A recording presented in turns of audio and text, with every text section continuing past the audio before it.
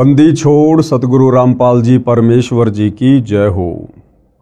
परमपिता परमात्मा सारी सृष्टि के रचनहार, कुल मालिक, असंख्य ब्रह्मांडों के स्वामी, जगत गुरु, तीनों लोकों में प्रवेश करके सबका धारण पोषण करने वाले, राजाधिराज, आत्माधार, नाथों के नाथ, देवों के देव महादेव, सर्वेश्वर महेश्वर, मृत्युंजय, अजरो अमर, आदि अनादि सनातनी प्रभु, जगत पिता जगदीश्वर, श्री श्री 1008 की उपाधि के वास्तविक अधिकारी, अकाल मूरत, शब्द स्वरूपी राम वासुदेव, सर्वगतम ब्रह्म, परम पूज्य, प्रथम पूज्य, परम संत, परम पुरुष, परम धनी, परम दयालु, सत्य कबीर, हक्का कबीर, अल्लाहु कबीर, अल्लाहु अकबर, बाखबर, अल्लाह ताला, जगत के तारणहार, जगत के मुक्तिदाता, जगत के जगन्नाथ, हारे के सहारे, हिंदुओं के राम, मुसलमानों के अल्लाह, सिखों के वाहिगुरु, ईसाइयों के मसीह, दया के सागर दयानिधि, करुणा के सागर करुणानिधि, स्वयंभू परिभू, संकट मोचन, कष्ट हरण, मंगल करण, दुख भंजन, अविगत कबीर, निर्विकार निर्विषम परमात्मा, अलय अलेख सतगुरु, आदि अनादि सतगुरु, असली मर्यादा पुरुषोत्तम, असली राम, असली कृष्ण, असली घनश्याम, असली मुरारी, राजाओं के राजा, महाराजाओं के महाराजा, शहंशाहों के शहंशाह, सम्राटों के सम्राट, भगवानों के भगवान, अल्लाहों के अल्लाह, प्रभुओं के प्रभु, मसीहाओं के मसीह, सच्चे वाहिगुरु, बाबाओं के बाबा, पीरों के पीर, सेठों के सेठ, जगत सेठ, सावरसा सेठ, सर्वगुण संपन्न, अनंत कोटि कलाओं के स्वामी, अनंत कोटि ब्रह्मांडों के नायक, योगियों में महायोगी, ध्यानियों में महाध्यानी, सिद्धों में परम सिद्ध, ज्ञानियों में तत्वज्ञानी, ब्रह्मज्ञानी, महाज्ञानी, परम ज्ञानी, सर्वश्रेष्ठ ज्ञानी, विज्ञानी, युवा कबीर, समर्थ कबीर, असमवात, अमित ओजा, सच्चे रहनुमा, करीम अल्लाह, सुभान अल्लाह, दुनिया के अंतिम पैगंबर, 8 सितंबर 1951 से गांव धनाना, जिला सोनीपत, हरियाणा, भारतवर्ष की पवित्र भूमि पर प्रकट रियल कल की भगवान श्री नारायण साकार हरि, श्री बाबा साहेब, नूर अनंत परमात्मा, सच्चे दरवेश, सच्चे बाखबर, संत श्रोमणी सतगुरु रामपाल जी परमेश्वर जी के चरण कमल में साध संगति से जुड़े हुए देश विदेश से आप और हम सभी सत्सेवक भाई बहनों का अनंत कोटि दंडवत प्रणाम। भाई और बहनों, बहुत बड़ी रजा, बहुत बड़ी मेहर पूज्य गुरुदेव भगवान की, परमेश्वर रामपाल जी की, जिनके शुभ आशीर्वाद से, विशेष आशीर्वाद से, उन्हीं के कर कमल से लिखित पवित्र पुस्तक हिंदू साहिबान नहीं समझे गीता वेद पुराण, इस पवित्र पुस्तक के ऊपर वीडियो बनाने की श्रृंखला शुरू हुई है। इस श्रृंखला में आज हमारा ये पहला वीडियो है और विशेषकर हिंदू समाज से जुड़े हुए उन सभी भाई बहनों से मैं निवेदन करूंगा, प्रार्थना करूंगा, विनती करूंगा कि आप जी इस पवित्र पुस्तक को बहुत ही ध्यानपूर्वक और धैर्यपूर्वक देखने का कष्ट करें। देखिए, जब तक हम किसी के विचार नहीं सुनेंगे, हम किसी के विषय में जानेंगे नहीं, तो हमें उनके विषय में कभी भी पता नहीं चलेगा। और यदि हम लोगों की कही हुई बातों को सुनकर या भेड़ चाल में वर्तमान में जो दुनिया चल रही है, अगर हम भी उसी चाल का हिस्सा बनकर किसी को जज करने, केवल शास्त्र अनुकूल सत भक्ति सच्चे सतगुरु से लेकर करके मोक्ष प्राप्ति के लिए मिला है। और यदि हमने इस मनुष्य जन्म से शास्त्र अनुकूल सत भक्ति सच्चे सतगुरु से उपदेश लेकर नहीं की, तो भाई और बहनों, परमपिता परमेश्वर हमें अगला जन्म 184 में देंगे। 184 योनियाँ जो हम अपने आसपास प्रतिदिन देखते हैं, गधे, कुत्ते, सूअर, बैल, भैंस, जंगली जानवर, कीट पतंग, फिर हमें ये मनुष्य जन्म मिलेंगे। और आज जो सुख सुविधा हमें प्राप्त है इस मनुष्य जीवन में, फिर उन 184 वाले शरीरों में ये सुविधा हमें कदापि प्राप्त नहीं होगी। और काफ़ी समय तक फिर परमेश्वर हमें पुनः मनुष्य जन्म भी नहीं देंगे, क्योंकि 184 योनियां भोगने के बाद एक मनुष्य जन्म परमात्मा सिर्फ और सिर्फ सच्चे सतगुरु से उपदेश लेकर सत भक्ति करने के लिए प्रदान करते हैं। इसलिए भाइयों और बहनों, आप इस मनुष्य जन्म की कीमत को समझिए और ये मनुष्य जन्म जिन श्वासों के ऊपर टिका हुआ है उन श्वासों की कीमत को समझिए। सतगुरु रामपाल जी क्या समझाना चाहते हैं, क्या संदेशा वो समाज को देना चाहते हैं, क्यों उन्होंने सन 1994 से अपना जीवन परमार्थ के कार्यों के लिए न्योछावर कर दिया और वर्तमान में भी पूरी तरह से संघर्षरत हैं परमार्थ के लिए। तो महापुरुषों के जीवन में जब तक हम झांक कर देखेंगे नहीं भाई और बहनों, हम सच्चाई से रूबरू नहीं हो सकते हैं। तो अब ये पवित्र पुस्तक हिंदू साहिबान नहीं समझे गीता वेद पुराण, मैं अपनी तरफ से इस पुस्तक के विषय में ज़्यादा कुछ नहीं बोलूँगा, क्योंकि इस पुस्तक में बहुत कुछ, या यूं कह लीजिए सब कुछ सतगुरु रामपाल जी परमेश्वर जी ने डाल दिया है। आपने सिर्फ घर बैठे इस पुस्तक को ध्यानपूर्वक प्रतिदिन रात्रि 9 बजे मुझ पवन दास के फेसबुक पेज पवन दास इस लाइव के ऊपर अपनी आंखों से देखकर जज करना है। आप चाहें तो पवित्र गीता जी को, जो गीता प्रेस गोरखपुर से प्रकाशित है, विशेषकर हिंदू समाज जिसको परम सत्य मानता है, आप जी उस गीता को भी अपने साथ में रखिए। वो गीता जी कौन सी है, कहाँ मिलेगी, कहाँ से प्रकाशित हैं, इस पुस्तक में आपको बताया जाएगा, समझाया जाएगा। गीता जी आप अपने साथ रखिए, ऐसा इसलिए कहा जा रहा है ताकि आपके मन में कोई भी डाउट पैदा ना हो। यदि आपको लगे कि संत रामपाल जी ने अपनी पुस्तक में जो बातें लिखी हैं गीता जी के विषय में, वेदों के विषय में, पुराणों के विषय में, और यदि आपको लगता है कि वो गलत हैं, तो आप जी अपनी पवित्र पुस्तक गीता जी को उठाकर खोलकर वो श्लोक, वो अध्याय मिला सकते हैं अपनी संतुष्टि के लिए। अन्यथा सतगुरु रामपाल जी ने तो अक्षर अक्षर परम सत्य ही लिखा है। तो भाइयों और बहनों, अब हम सीधा पुस्तक की ओर चलते हैं और ये पवित्र पुस्तक समाज को क्या संदेशा देना चाहती है, इस पर हम विचार करेंगे। हिंदू साहिबान नहीं समझे गीता वेद पुराण। आज हम इसके प्रथम अध्याय को लेते हैं। सबसे पहले 2 शब्द। विश्व के सब भाइयों तथा बहनों को मेरा सत सत प्रणाम। भाई और बहनों, अभी हम नादान हैं, अध्यात्म से अपरिचित हैं। जिस समय हम अध्यात्म की गहराई को छुएंगे, हम शास्त्र अनुकूल सत भक्ति को ग्रहण करेंगे, सतगुरु रामपाल जी को सतगुरु के रूप में धारण करेंगे, उस समय आपको बहुत ज़्यादा पछतावा होगा। किस बात को लेकर? कि हम नादान प्राणियों को समझाने के लिए सतगुरु रामपाल जी हमें कह रहे हैं सत सत प्रणाम, जबकि अनंत बार कोटि कोटि प्रणाम हम लोगों ने सतगुरु रामपाल जी के चरणों में कहना चाहिए। परंतु अभी हम अध्यात्म से अनजान हैं, नादान हैं, भ्रमित हैं। हर धर्म के प्रत्येक धर्म गुरु ने समस्त समाज के अनुयायियों को शास्त्र विरुद्ध साधना पर लगाकर भक्ति और भगवान से कोसों दूर कर दिया है, और भगत समाज सच्चे गुरु की पहचान करना भी भूल चुका है। क्योंकि किसी भी धर्म का व्यक्ति हो, वो केवल उस धर्म की पुस्तकों का नाम तो जानता है, लेकिन पुस्तकों के अंदर ज्ञान क्या छुपा हुआ है, वो पुस्तकें कहना क्या चाहती हैं, समझा क्या रही हैं, वो ना हमारे धर्म गुरुओं को पता है और ना आम नागरिकों को पता है।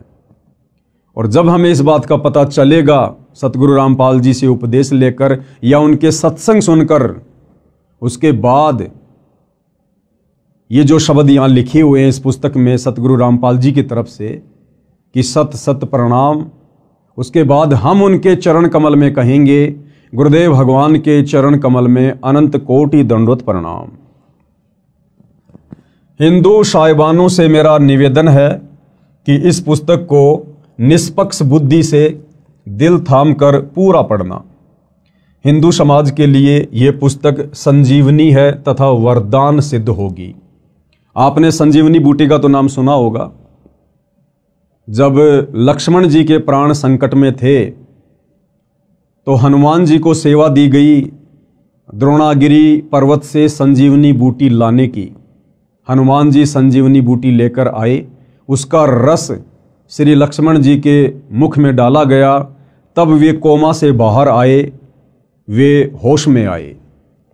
इसी प्रकार भाइयों और बहनों, युगों युगों से ये समाज भक्ति और भगवान के नाम पर भ्रमित है। हमारे धर्म गुरुओं ने काल प्रेरणा से हमारे से शास्त्र विरुद्ध साधना करवाकर हमें अज्ञान की गहरी नींद में सुला रखा है। अब ये पुस्तक सतगुरु रामपाल जी के कर कमल से लिखित, इसको पढ़ने और समझने के बाद ये पुस्तक हमारे लिए संजीवनी बूटी साबित होगी। हम जो अज्ञानता की गहरी नींद में सोए हुए हैं, ये पुस्तक हमें जगाएगी, हमें समझाएगी कि नादानो जागो, उठो, आज तुम्हें मनुष्य जन्म प्राप्त है, जिस मनुष्य जन्म के लिए 33 करोड़ देवी देवता और ब्रह्मा विष्णु महेश भी तरसते हैं। क्योंकि पूर्ण मोक्ष, पूर्ण मुक्ति केवल मनुष्य जन्म में ही संभव है, देव शरीर में संभव नहीं है। इसलिए ये पवित्र पुस्तक हिंदू साहिबान नहीं समझे, गीता वेद पुराण हमारे लिए संजीवनी बूटी का काम करेगी। हिंदू समाज के लिए यह पुस्तक संजीवनी है तथा वरदान सिद्ध होगी। निवेदन, भगतात्मा हिंदुओं से मेरा करबद्ध निवेदन है कि इस पुस्तक के अमृत ज्ञान के सत्य तथा असत्य को जानने के लिए आप गीता प्रेस गोरखपुर से प्रकाशित व मुद्रित तथा श्री जयदयाल गोविंदका जी द्वारा अनुवादित पदछेद अन्वय साधारण भाषा टीका सहित श्रीमद् भगवत गीता साथ रखें। ये पवित्र गीता जी कौन सी पुस्तक है, क्या इसका नाम है?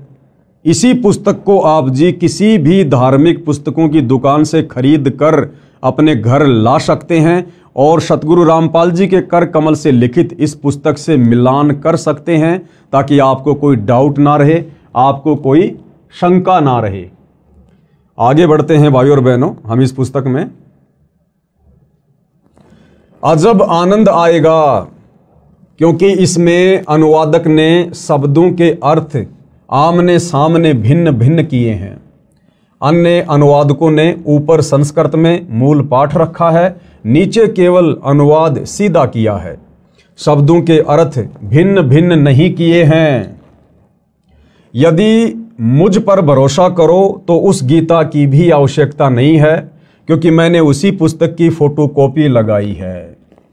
भाइयों और बहनों, सतगुरु रामपाल जी क्या कह रहे हैं कि यदि आप मुझ पर विश्वास करते हैं कि भाई सतगुरु रामपाल जी एक संत हैं, महापुरुष हैं, सतगुरु हैं, और सुना है कि सच्चे संत कभी भी समाज को उल्टी दिशा प्रदान नहीं करते हैं। सच्चे संत तो पथ भ्रष्ट समाज को शास्त्र अनुकूल साधना पर लगाकर उन्हें जीवन दान देते हैं। यदि आपको सतगुरु रामपाल जी पर इतना विश्वास है, इतना भरोसा है, तो फिर आपको वो गीता प्रेस गोरखपुर से प्रकाशित गीता भी लाने की आवश्यकता नहीं पड़ेगी, क्योंकि उसी पुस्तक के रेफरेंस फोटोकॉपी के रूप में आप और हमें समझाने के लिए परम संत सतगुरु रामपाल जी ने इस पुस्तक में प्रयोग किए हैं। पुस्तक हिंदू साहिबान नहीं समझे गीता वेद पुराण का आधार सूक्ष्म वेद यानी तत्व ज्ञान है। समझने के लिए प्रमाण वेदों, गीता, महाभारत तथा पुराणों आदि शास्त्रों से लिए हैं। सूक्ष्म वेद में कहा है कि ब्रह्मा विष्णु तथा महेशा तीनों देव दयालु हमेशा, तीन लोक का राज है ब्रह्मा विष्णु महेश, तीनों देवता कमल दल बसै ब्रह्मा विष्णु महेश, प्रथम इनकी वंदना फिर सुन सतगुरु उपदेश।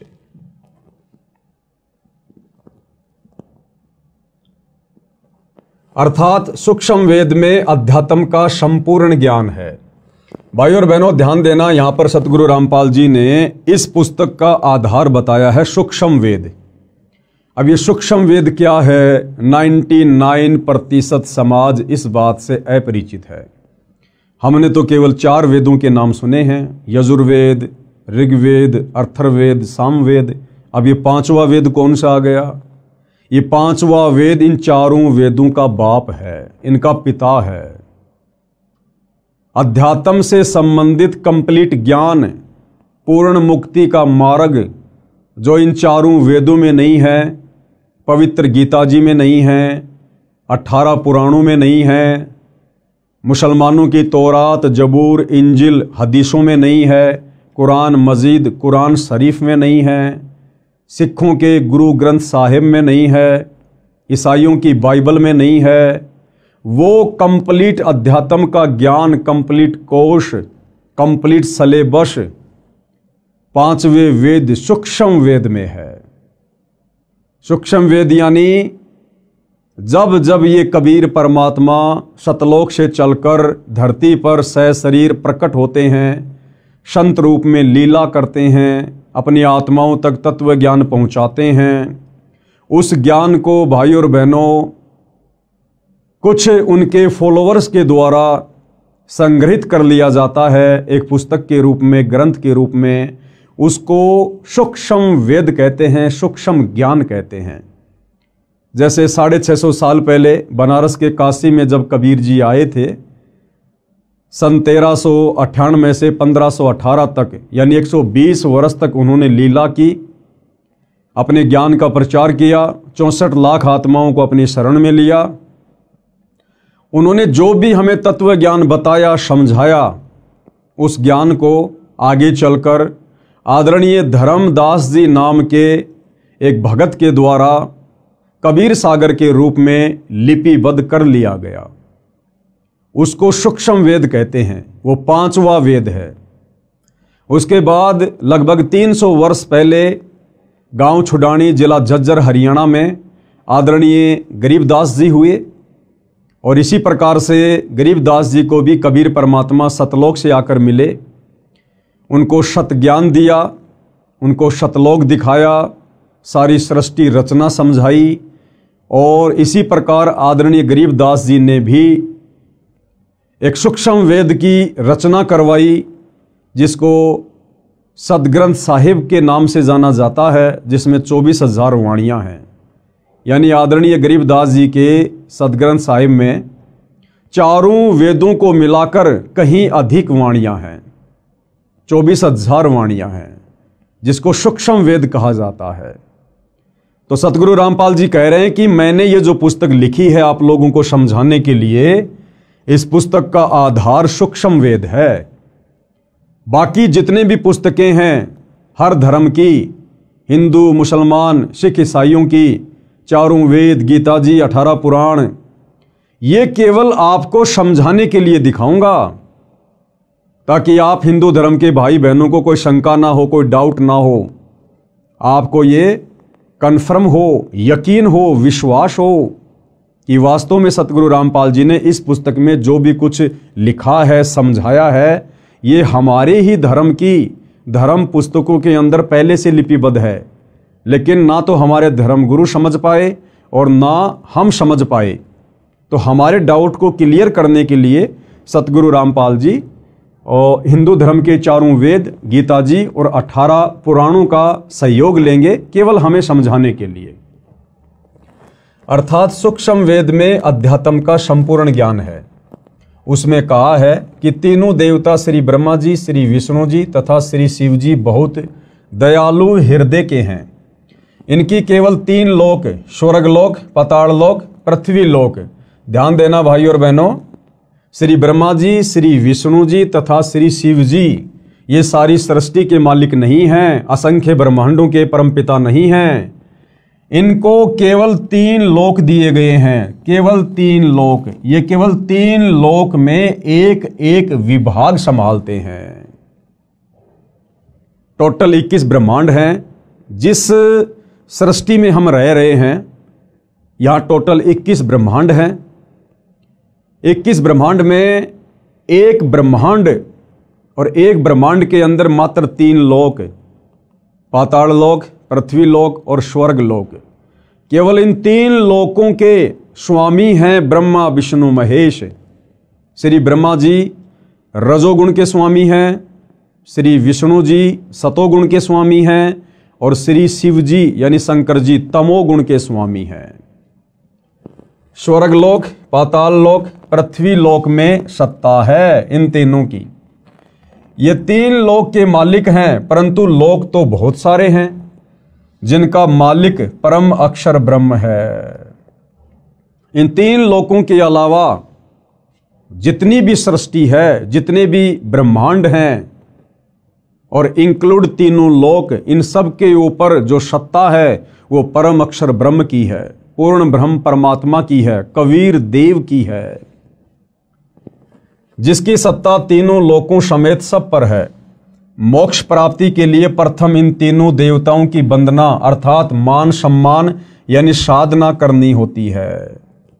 परमपिता परमेश्वर जी ने अपना एक मैनेजमेंट बना रखा है, एक सिस्टम बना रखा है इस सृष्टि को चलाने के लिए, और उस सिस्टम के अंतर्गत ब्रह्मा विष्णु महेश जी तो केवल एक मैनेजर के रूप में कार्य कर रहे हैं। जिस प्रकार से एक फैक्ट्री होती है, फैक्ट्री का एक मालिक होता है, मालिक के बहुत सारे नौकर होते हैं, सुपरवाइजर होते हैं, उन सब पर निगाह रखने के लिए, उन सब से कार्य करवाने के लिए मालिक अपना एक मैनेजर नियुक्त करता है, जो उस कंपनी के मालिक की गैर हाजिरी में सर्व कार्यों की देख रेख करता है और सारी रिपोर्ट अपने मालिक को देता रहता है। इसी प्रकार ये जो पूरी कायनात है, मुसलमान धर्म में जिसको कायनात कहते हैं, हिंदू भाई बहन जिसको सृष्टि कहते हैं, इस पूरी सृष्टि का, इस पूरी कायनात का मालिक एक ही है, कबीर भगवान। गीता जी में जिसको परम अक्षर ब्रह्म की संज्ञा दी गई है, यानी सर्वश्रेष्ठ परमात्मा, उत्तम परमात्मा। और ये जो ब्रह्मा विष्णु महेश जी हैं, ये उस परम अक्षर ब्रह्म के एक ब्रह्मांड में 3 लोकों में केवल एक एक विभाग पर मैनेजर की पदवी पर नियुक्त हैं। रजोगुण विभाग ब्रह्मा जी के अंडर में, शतोगुण विभाग श्री विष्णु जी के अंडर में और तमोगुण विभाग श्री शंकर जी के अंडर में। अर्थात मान सम्मान यानी साधना करनी होती है। फिर सतगुरु का उपदेश सुनो जो परम अक्षर ब्रह्म की पूजा साधना बताएगा। उस संत से तत्व ज्ञान सुनो। तत्वदर्शी संत पूर्ण मोक्ष प्राप्ति की साधना यानी पूजा बताता है। पूर्ण मोक्ष के लिए इन तीनों देवताओं की शास्त्रोक्त साधना करनी होती है। परंतु पूजा गीता अध्याय 8 श्लोक 3, 8, 9, 10, अध्याय 15 श्लोक 17, अध्याय 18 श्लोक 62 में बताए परम अक्षर ब्रह्म की करनी होती है। भाई और बहनों, साधना में और पूजा में, भक्ति में और पूजा में रात दिन का अंतर होता है। और पूर्ण मोक्ष प्राप्ति के लिए हमने पूजा केवल एक परमपिता परमेश्वर की करनी होती है, परम अक्षर ब्रह्म की, उत्तम पुरुष की, सर्वश्रेष्ठ परमात्मा की। बाकी हम जिस लोक में रह रहे हैं, ब्रह्मा विष्णु महेश यहाँ के मैनेजर हैं तीनों गुणों के, तो हमने साधना इनकी भी करनी पड़ेगी। जिस प्रकार एक प्यासे व्यक्ति को अपनी प्यास बुझाने के लिए जल की आवश्यकता पड़ती है, जब तक उसको जल नहीं मिलेगा उसकी तृप्ति नहीं हो सकती। अब जल मिलेगा हैंड पंप से, तो हमने हैंड पंप की साधना करनी पड़ेगी, हमने हैंड पंप की साधना करनी पड़ेगी, हमने उसको काम में लेना पड़ेगा, हमने उसको चलाना पड़ेगा।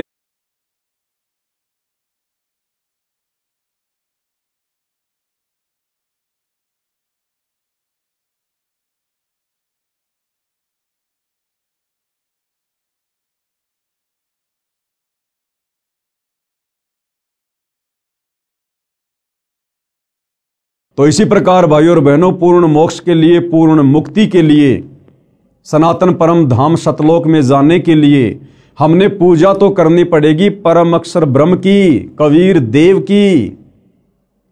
लेकिन उसके लिए हमने साधना करनी पड़ेगी यहाँ के तीनों देवताओं की।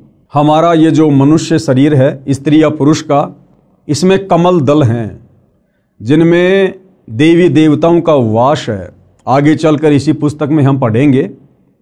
तो हमने केवल साधना करनी है ब्रह्मा विष्णु महेश जी की, जबकि पूजा सतगुरुदेव के बताए अनुसार परम अक्षर ब्रह्म की ही करने से हमारी मुक्ति होगी, हमारा मोक्ष होगा।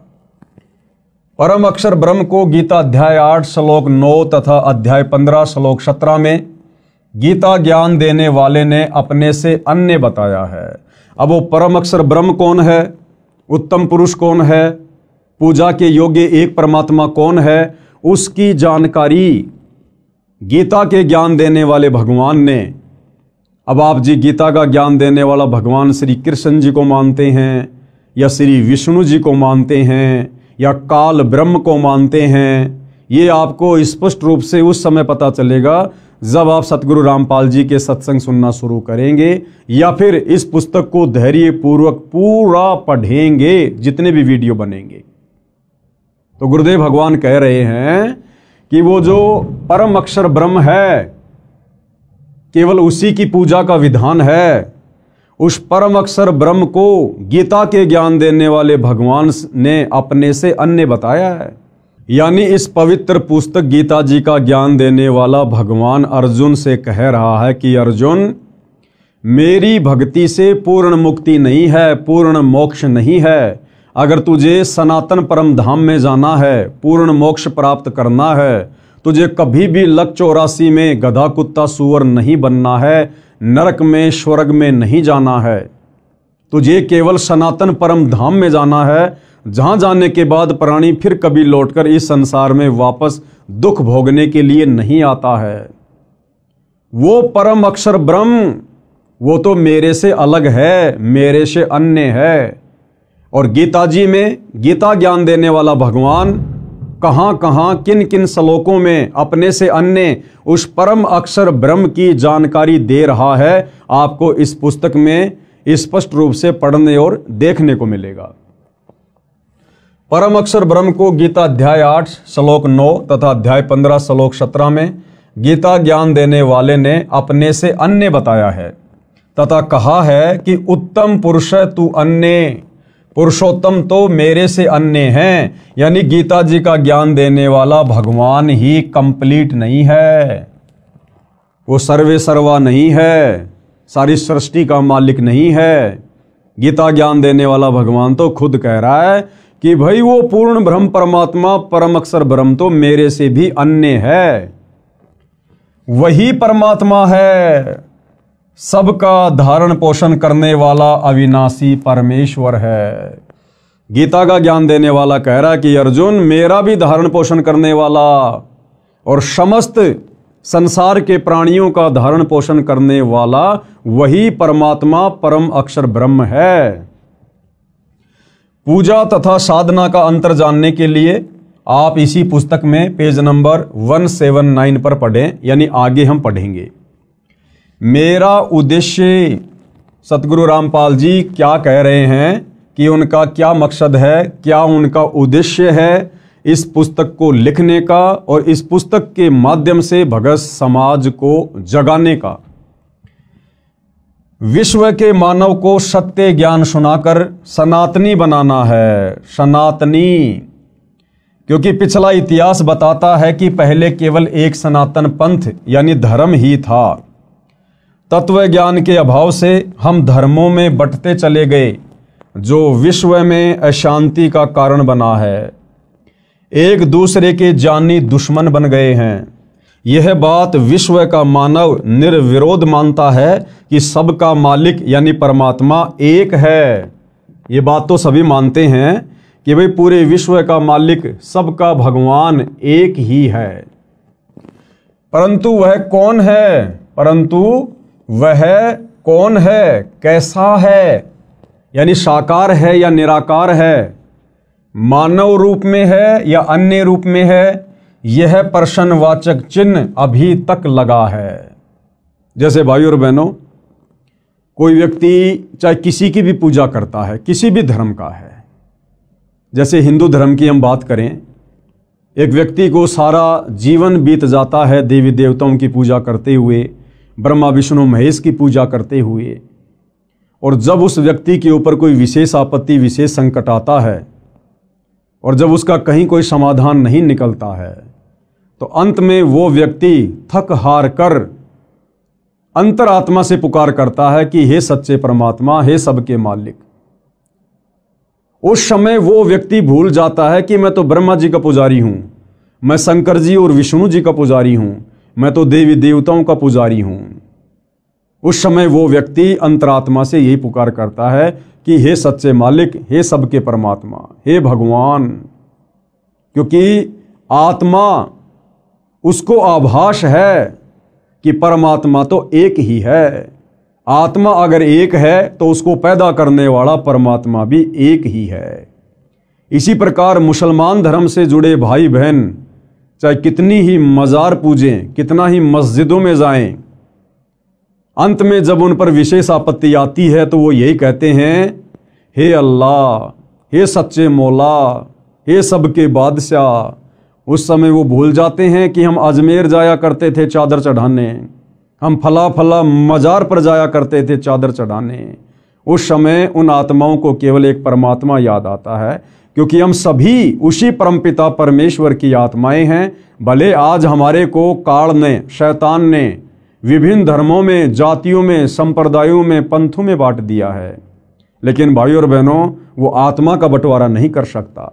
और अब वो समय आ गया है उस एक परमपिता परमेश्वर को पहचानने का, जानने का। तो क्या कह रहे हैं गुरुदेव भगवान कि परमात्मा के विषय में, भगवान के विषय में, कि भगवान साकार है या निराकार है, मानव रूप में है या अन्य रूप में है। कहते हैं अभी तक इस बात पर प्रश्नवाचक चिन्ह लगा हुआ है। इस पुस्तक में वह प्रश्नवाचक चिन्ह पूर्ण रूप से हटा दिया है। सत्य को ग्रहण करना, असत्य से किनारा करना एक नेक मानव का परम कर्तव्य बनता है। यानी सत्य को स्वीकार करना और असत्य को दूर कर देना, ये एक सभ्य इंसान का, सभ्य मानव का, वो चाहे हिंदू हो, मुसलमान हो, सिख हो, ईसाई हो, ये उसका परम कर्तव्य बनता है। और जब बात हो हमारे आत्म कल्याण की, तो भाइयों और बहनों, फिर झूठ की नाव में भला कौन बैठना पसंद करेगा। इस पुस्तक में एक शब्द भी चारों वेदों व वेदों के सार श्रीमद् भगवत गीता, पुराणों तथा सूक्ष्म वेद से बाहर नहीं है। ये जो पवित्र पुस्तक सतगुरु रामपाल जी ने अपने कर कमल से लिखकर समाज में प्रस्तुत की है, इस पुस्तक में आपको जो भी ज्ञान मिलेगा, विशेषकर हिंदू धर्म से जुड़े भाई बहनों को कंप्लीट ज्ञान हमारे हिंदू धर्म के पवित्र धर्म ग्रंथों के अंदर वाला ही है। और जो ज्ञान इन चारों वेदों में और गीता जी में, 18 पुराणों में नहीं है, वो ज्ञान फिर 5वें वेद सूक्ष्म वेद में है, कबीर सागर में और आदरणीय गरीबदास जी के सदग्रंथ साहिब में। तो इन धर्म ग्रंथों के अलावा आपको किसी भी प्रकार की उवाबाई या झूठी बातें इस पुस्तक में देखने को या सुनने को कतई नहीं मिलेगी। सूक्ष्म वेद में बताया है कि विश्व के सभी जीवात्मा परम शांति वाले सनातन परम धाम में उस परमात्मा के पास रहते थे, जिसके विषय में गीता अध्याय 18 श्लोक 62 में कहा है कि हे भारत, तू सर्व भाव से उस परमेश्वर की शरण में जा। गीता जी का ज्ञान देने वाला भगवान, जिसको हिंदू समाज के भाई बहनों ने अपना परमात्मा मान लिया था, वो गीता जी का ज्ञान देने वाला भगवान भी कह रहा है कि हे भारत, यानी हे अर्जुन, तू सर्व भाव से, यानी हर प्रकार से, और सारी भक्ति छोड़कर, ब्रह्मा विष्णु महेश की भक्ति छोड़कर, देवी देवताओं की भक्ति छोड़कर, और गीता का ज्ञान देने वाले काल ब्रह्म की भक्ति छोड़कर सर्व भाव से उस परमेश्वर की शरण में जा। कौन से परमेश्वर की शरण में? परम अक्षर ब्रह्म की शरण में। उसकी कृपा से ही तू परम शांति को तथा शाश्वत स्थानम सनातन परम धाम यानी सत्य लोक को प्राप्त होगा। उसकी कृपा से ही तू परम शांति। अब भाइयों और बहनों, परम शांति क्या होती है? जब तक हम इस मनुष्य जन्म में हैं, इस पृथ्वी पर हैं, या ये मनुष्य छोड़कर यदि हम ऊपर के लोकों में देवी देवता भी बन गए, ब्रह्मा विष्णु महेश भी बन गए, तो भी हमारे को यहाँ परम शांति नहीं हो सकती काल के लोक में। आप जी ब्रह्मा विष्णु महेश के जीवन चरित्र को देखते हैं, पढ़ते हैं। ब्रह्मा विष्णु महेश भी राक्षसों के साथ में युद्ध करते हैं, लड़ाई झगड़ा करते हैं। 33 करोड़ देवी देवताओं के राजा इंद्र, ये भी हमेशा राक्षसों के साथ युद्ध करते रहते हैं। कभी राक्षस विजय हो जाते हैं तो देवी देवताओं को अपने पद छोड़कर जंगलों में जाना पड़ता है, धक्के खाने पड़ते हैं। आपने सुना होगा कि रावण ने अपनी सिद्धि शक्ति से अपनी समस्त राक्षस सेना को आकाश में उड़ाकर और देवताओं के ऊपर धावा बोल दिया, आक्रमण कर दिया, और रावण ने 33 करोड़ देवी देवताओं को हराकर बंदी बना लिया और अपनी कारागार में डाल दिया था। श्री शनिदेव महाराज तो रावण के पैरों के नीचे रहा करते थे। जैसे आप और हम भाई बहन जूते झाड़ने के लिए हम जिस फुटमेट का प्रयोग करते हैं ना, शनिदेव तो रावण के पैरों के नीचे रहा करता था। वरुण देव ये रावण का पानी भरा करता था। अग्निदेव रावण की रसोई में खाना बनाया करता था। पवन देव रावण के महल में झाड़ू निकाला करता था। तो भाई और बहनों, यहां परम शांति नहीं है। चाहे हम 33 करोड़ देवी देवता क्यों ना बन जाएं, चाहे हम ब्रह्मा विष्णु महेश की पदवी को प्राप्त क्यों ना हो जाएं, जब तक हम इस काल के 21 ब्रह्मांड में हैं, इस लोक में हैं, तब तक हमें परम शांति नहीं हो सकती। तो गीता का ज्ञान देने वाला भगवान काल ब्रह्म कह रहा है कि उसकी कृपा से ही तू परम शांति को तथा शाश्वत स्थानम, यानी जिस स्थान का, जिस लोक का, जिस सृष्टि का किसी भी देश काल और परिस्थिति में विनाश ना हो, जो कभी भी नष्ट ना होती हो, जहां कभी कोई प्रलय ना आती हो, महाप्रलय ना हो, कहते हैं तू उसको प्राप्त हो जाएगा, तू वहां चला जाएगा उस परम अक्षर ब्रह्म की कृपा से, उसकी भक्ति करके। उसकी कृपा से ही तू परम शांति को तथा शाश्वत स्थानम, सनातन परम धाम यानी सत्य लोक को प्राप्त होगा। उस परमेश्वर का प्रमाण गीता ज्ञान देने वाला भगवान कह रहा है अर्जुन से कि उस परम अक्षर परमात्मा का प्रमाण, यानी वो कौन है, कैसा है, कहाँ रहता है, उसकी प्राप्ति की विधि क्या है।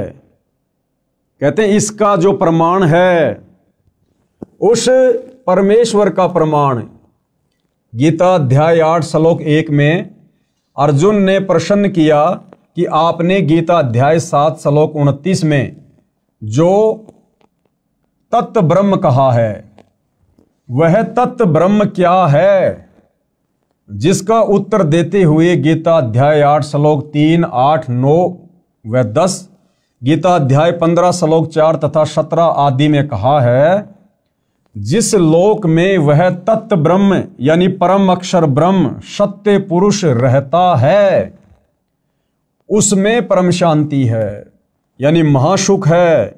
उस सनातन परम धाम में गए साधक यानी भगत फिर लौटकर संसार में नहीं आते। जीवात्मा जब से परम अक्षर ब्रह्म यानी परमेश्वर से बिछुड़ी है, यानी उस परम शांति वाले सनातन परम धाम से काल ब्रह्म के दुखाले लोक में आई है, उसी समय से इसको उस सुख का अभाव खल रहा है जो परमात्मा के पास था। अब भाइयों और बहनों, वो शाश्वत स्थान क्या है, वो सतलोक क्या है, जहां पर हम सभी रहा करते थे। 33 करोड़ देवी देवता, ब्रह्मा विष्णु महेश, जितने भी मानव शरीरधारी प्राणी हैं, 184 योनियों में जितने भी अनगिनत असंख्य जीव जंतु हैं, ये सभी आत्माएं पहले उस परम अक्षर ब्रह्म के पास, उस सत्य पुरुष के पास, उसके अमर लोक सतलोक में रहा करती थी। हम सब भाई बहन वहां से क्यों आए, हमने वहां पर क्या गलती कर दी थी, जिस कारण से उस परम अक्षर ब्रह्म ने, परमपिता परमात्मा ने, सत्य पुरुष ने हम सभी को वहां से नीचे भेजना पड़ा इस काल के साथ, इस काल के लोक में, जहां हम असंख्य युगों से यहां कष्ट उठा रहे हैं। और हम भक्ति केवल इसीलिए करते हैं कि हमें सुख प्राप्त हो, और सुख भाई और बहनों इस लोक में नहीं है। ये संपूर्ण कथा क्या है, इसके लिए आपने सतगुरु रामपाल जी के द्वारा सर्व धर्म शास्त्रों का निष्कर्ष निकालकर और 5वें वेद सूक्ष्म वेद में वर्णित सृष्टि रचना को समझना पड़ेगा, पढ़ना पड़ेगा। आपको इस पुस्तक में आगे सृष्टि रचना की जानकारी दी जाएगी। इसके अलावा आप जी YouTube पर ये सर्च कर सकते हैं, सृष्टि रचना संत रामपाल जी महाराज। आपको सृष्टि रचना की जानकारी के बहुत सारे वीडियो देखने को मिलेंगे, आप वहां से भी जानकारी प्राप्त कर सकते हैं। तो क्या कहा जा रहा है कि जीव आत्मा जब से परम अक्षर ब्रह्म यानी परमेश्वर से बिछुड़ी है, यानी उस परम शांति वाले सनातन परम धाम से काल ब्रह्म के दुखाले लोक में आई है, उसी समय से इसको उस सुख का अभाव खल रहा है जो परमात्मा के पास था। उस सुख की खोज में इधर उधर भटक रही है। इस यात्रा में जैसा भी मार्गदर्शक मिला उस पर विश्वास कर लिया, क्योंकि भगत का हृदय नम्र व श्रद्धा युक्त होता है। यानी भगत का एक स्वभाव होता है, वो हर किसी पर बड़ी आसानी से विश्वास कर लेता है। इस कारण से धर्म बनते चले गए। अधूरे ज्ञान से मानव समाज धर्मों में बढ़ता चला गया। अनेकों पंथ यानी धर्म बन गए। सर्वप्रथम एक आदि सनातन पंथ यानी धर्म था। मानव समाज शास्त्रोक्त साधना करता था, यानी शास्त्रों के अनुसार ही साधना करता था। यह भैरव भूत की साधना नहीं करता था, चौराहों की पूजा नहीं करता था, किसी भी ऐरे गहरे जादू जंत्र करने वाले बाबाओं के चक्कर में आकर टोने टोटके जंत्र मंत्र में विश्वास नहीं करता था।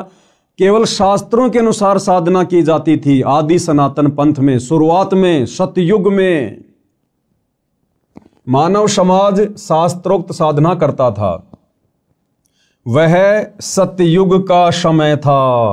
वह कौन सा समय था?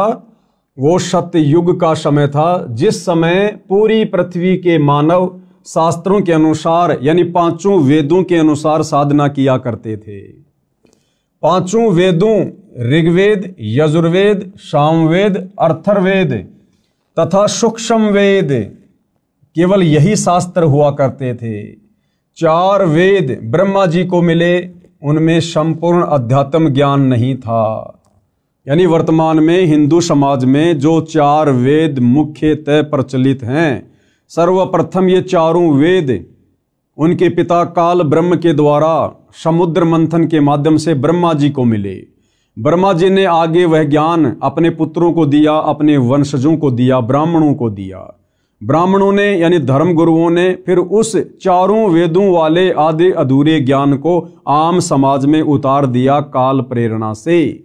क्योंकि भाइयों और बहनों, ये 21 ब्रह्मांड का स्वामी काल जो गीता जी का ज्ञान दे रहा है श्री कृष्ण जी के अंदर प्रवेश करके, ये नहीं चाहता है कि कोई भी प्राणी मेरे इस लोक से मुक्ति प्राप्त करके सच्ची साधना करके सतलोक चला जाए, जन्म और मरण के झंझट से सदा के लिए मुक्त हो जाए।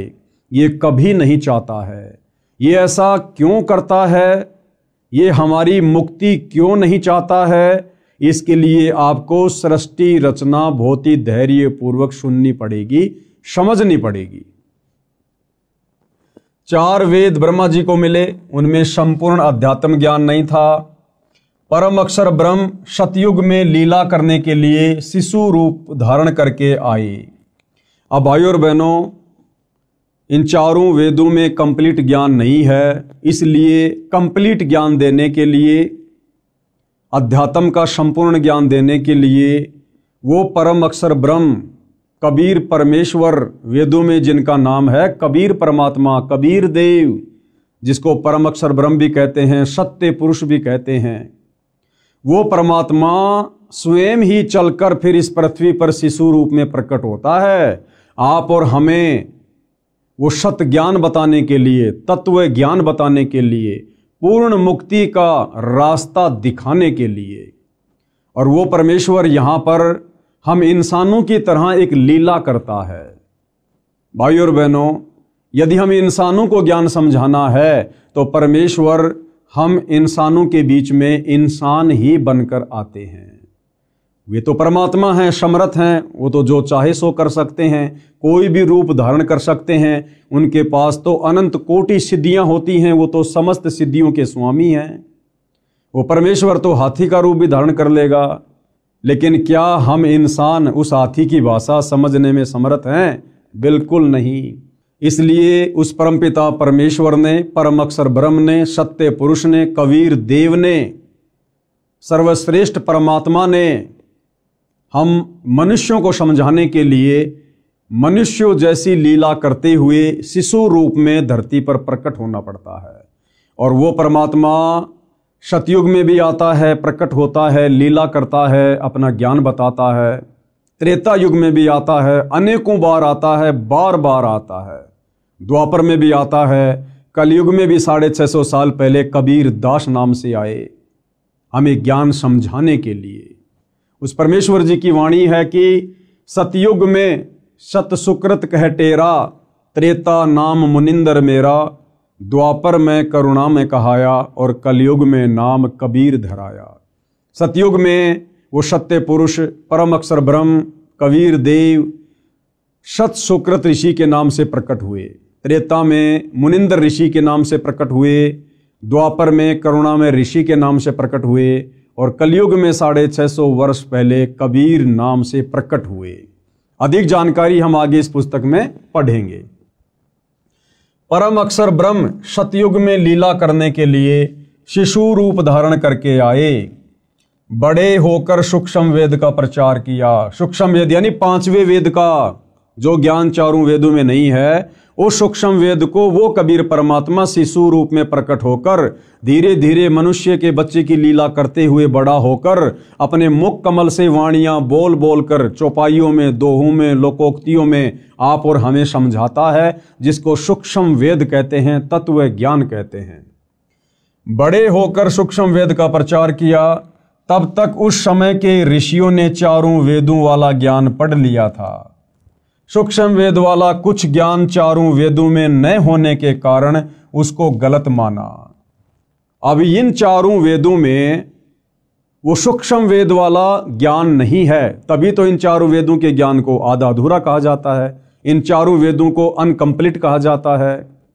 तो जिस समय वो सत्य पुरुष परम अक्षर ब्रह्म कबीर देव सतयुग में एक शिशु के रूप में प्रकट होते हैं, उससे पहले ये काल ब्रह्म ज्योति निरंजन अपने पुत्र ब्रह्मा को समुद्र मंथन के माध्यम से चारों वेद देकर आम समाज में उस ज्ञान का प्रचार प्रसार करवा चुका होता है। हमारे बड़े बड़े ऋषि मुनि, साधु संत महात्मा, ब्रह्मा जी के वंशज मनु जैसे, शाश्वत जैसे, ये उस ज्ञान को पढ़ चुके होते हैं चारों वेदों वाले को, और आम समाज में उस ज्ञान का प्रचार प्रसार करना शुरू कर देते हैं। और जिस समय वो कबीर परमात्मा शिशु रूप में धरती पर प्रकट होता है, और जब अपने 5वें वेद सूक्ष्म वेद का उस कंप्लीट तत्व ज्ञान का प्रचार करते हैं, लोगों को समझाते हैं कि भाई भक्ति का पूरा नॉलेज, भक्ति का पूरा ज्ञान, मुक्ति का पूरा मार्ग तुम्हारे इन चारों वेदों में नहीं है।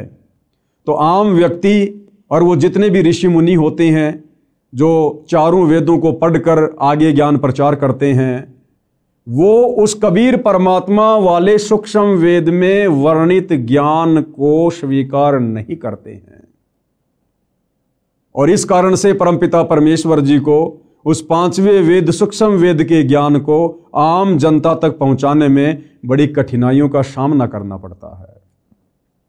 अब भाइयों और बहनों, आपके मन में एक छोटी सी शंका उठेगी कि भाई जब वो इतना बड़ा भगवान है, इतना समर्थ है, जिसने सारी सृष्टि रची है, ब्रह्मा विष्णु महेश को बनाया है, देवी देवताओं को बनाया है, सारी सृष्टि का संचालन कर रहा है, फिर भला उसकी मजबूरी कैसी? तो भाइयों और बहनों, इस संपूर्ण जानकारी के लिए आपको सृष्टि रचना पढ़नी पड़ेगी, समझनी पड़ेगी। उसके बाद आपको समझ में आएगा कि अपने द्वारा रची गई सृष्टि में जो नियम वो परमात्मा बनाता है या बनाकर इस काल ब्रह्म को देता है, उन नियमों को वो परमात्मा स्वयं भी नहीं तोड़ता है, जिस कारण से परमेश्वर इस प्रकार की लीला करते हैं। और भी उसके पीछे बहुत सारे रीजन होते हैं, ये ज्ञान हम तक पहुंचाने के लिए, वो हमें आगे पता चलेगा। तब तक उस समय के ऋषियों ने चारों वेदों वाला ज्ञान पढ़ लिया था। सूक्ष्म वेद वाला कुछ ज्ञान चारों वेदों में न होने के कारण उसको गलत माना, इसलिए सूक्ष्म वेद को धीरे धीरे छोड़ दिया। परंतु लगभग 1 लाख वर्ष तक सतयुग में शास्त्रोक्त भक्ति की गई।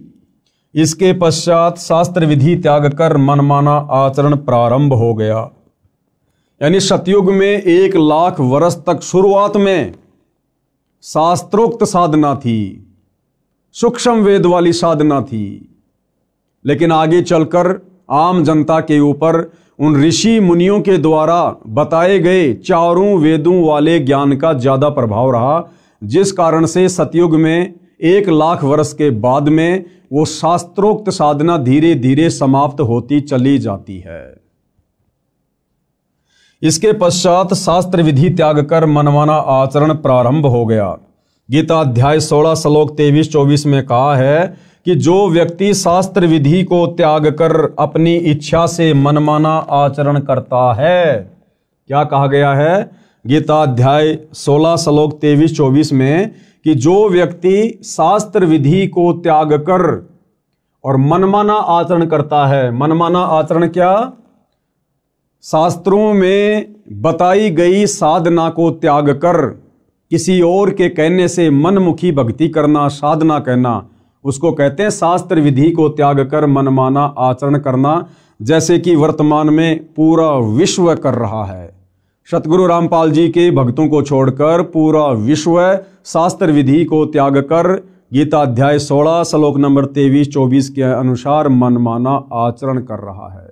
देवी देवताओं की पूजा, भैरव भूत की साधना, चौराहों की पूजा, पेड़ पौधों की पूजा, अन्य जंतर मंत्र, दुनिया भर के पाखंड, ये है शास्त्र विधि को त्याग कर मनमाना आचरण, जिसको करने के चलते इंसान सुखी होने के बजाय और अधिक दुखी होता जा रहा है।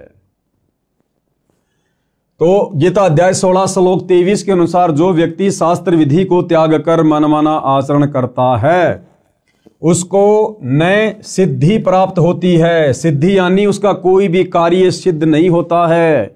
जिस कार्य के लिए वो भक्ति साधना करता है या करवाता है अपने गुरुजनों से, उसका वो कार्य सिद्ध नहीं होता, यानी उसको कोई सिद्धि प्राप्त नहीं होती।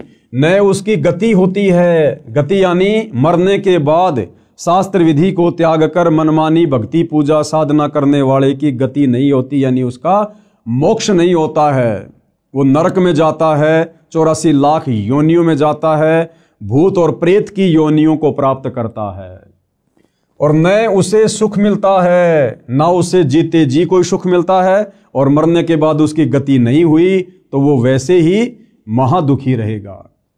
इन 3 वस्तुओं के लिए ही भक्ति की जाती है। कौन सी 3 वस्तुओं के लिए? सिद्धि, रिद्धि और सुख। सिद्धि यानी कार्य सिद्धि, रिद्धि यानी धन माया और सुख प्राप्ति के लिए। और भाई शास्त्र विधि को त्याग कर मनमाना आचरण करने वालों को ये तीनों वस्तुएं प्राप्त नहीं होती हैं। और यदि फिर भी किसी को लगता है कि भैया हम तो यही छोटी मोटी भक्ति कर रहे हैं, जिस भक्ति का ना कोई सिर है ना कोई पैर है, ना जिसका कोई आधार है, यानी गीता अध्याय 16 श्लोक नंबर 23-24 के अनुसार मनमाना आचरण है कि भाई हम तो यही साधना कर रहे हैं परंपरागत जो हमारे पूर्वज कर रहे थे, फिर भी देखो हमारे को सर्व सुख प्राप्त हैं। तो उस भाई को ये समझना चाहिए कि वो सर्व सुख रिद्धि सिद्धि तुम्हें वर्तमान में की गई भक्ति साधना से प्राप्त नहीं हो रहे। ये तुम्हारे पूर्व जन्मों की भक्ति का प्रतिफल है जो तुम्हें वर्तमान में मिल रहा है। तुम्हारी वर्तमान साधना से तुम्हें कोई किसी प्रकार का लाभ नहीं हो सकता है। ये जब कभी तुम्हें पहले मनुष्य जन्म प्राप्त था और उस समय तुमने जो और जैसी थोड़ी बहुत शास्त्रों के अनुसार सत भक्ति की, उस सत भक्ति के कारण तुम्हारी जो भक्ति कमाई तुम्हारे भक्ति वाले अकाउंट में जमा हो गई थी, वर्तमान मनुष्य जन्म में केवल तुम्हें उसी भक्ति से वो लाभ हो रहे हैं। जिस प्रकार भाइयों और बहनों, आपने लाइट में इन्वर्टर लगाकर बैटरी को फुल चार्ज कर लिया और लाइट अचानक से चली गई, लाइट अचानक से चली गई, आपका इन्वर्टर अभी भी उस पलक में लगा हुआ है, उस पॉइंट में लगा हुआ है जिसमें लाइट नहीं आ रही है, और आपके पंखे भी चल रहे हैं, आपकी बैटरी भी चल रही है, क्योंकि आपका इन्वर्टर काम कर रहा है, भले लाइट चली गई। अब कोई व्यक्ति ये कहे भैया ये तुम्हारी जो लाइट है, तुम्हारी जो पंखे हैं ना, ये लाइट से नहीं चल रहे, बिजली से नहीं चल रहे, क्योंकि बिजली तो आ ही नहीं रही। और वो व्यक्ति कहेगी नहीं, ये लाइट से ही चल रहे हैं, देखो मैंने मेरा इन्वर्टर लाइट में लगा रखा है। भाइयों और बहनों, वर्तमान में लाइट नहीं आ रही है, लेकिन लाइट में चार्जर लगाकर उसने जो बैटरी चार्ज कर रखी थी, उस बैटरी से फिलहाल उसको वो सुविधा मिल रही है, पंखे चल रहे हैं, ट्यूब जल रही है। और जब वो बैटरी डिस्चार्ज हो जाएगी, उस समय उसकी सारी सुविधाएं स्वतः बंद हो जाएगी। ठीक इसी प्रकार भाइयों और बहनों, वर्तमान में सतगुरु रामपाल जी के भक्तों के अलावा पृथ्वी पर कोई भी प्राणी, वो चाहे पृथ्वी लोक में हो चाहे देवलोक में हो, वो शास्त्र अनुकूल सत भक्ति नहीं कर रहे हैं। और फिर भी यदि उन्हें सर्व सुख प्राप्त हैं, तो किसी पूर्व जन्म में उन्होंने जो शास्त्र अनुकूल सत भक्ति की थी, अपनी जो बैटरी चार्ज की थी, आज अपनी खुद की वो बैटरी चार्ज की गई भक्ति कमाई खा रहे हैं, खर्च कर रहे हैं। चाहे कोई सरपंच बना हुआ है, चाहे कोई एमएलए है, एमपी है, मंत्री है, मुख्यमंत्री है, प्रधानमंत्री है या राष्ट्रपति है, जो व्यक्ति वर्तमान में सतगुरु रामपाल जी को सतगुरु धारण करके सत भक्ति नहीं कर रहा है, वो व्यक्ति अपने पूर्व जन्मों की भक्ति मलाई खा रहा है, खर्च कर रहा है। और एक दिन वो बैटरी डिस्चार्ज होगी और फिर उस व्यक्ति के ऊपर वो समस्त आपत्तियां, आपदाएं आनी शुरू हो जाएंगी, जो एक भक्तिहीन प्राणी के ऊपर ऑलरेडी आ रही है। इसलिए भाइयों और बहनों, सत भक्ति रूपी चार्जर वर्तमान में पूरी पृथ्वी पर केवल सतगुरु रामपाल जी के पास में है।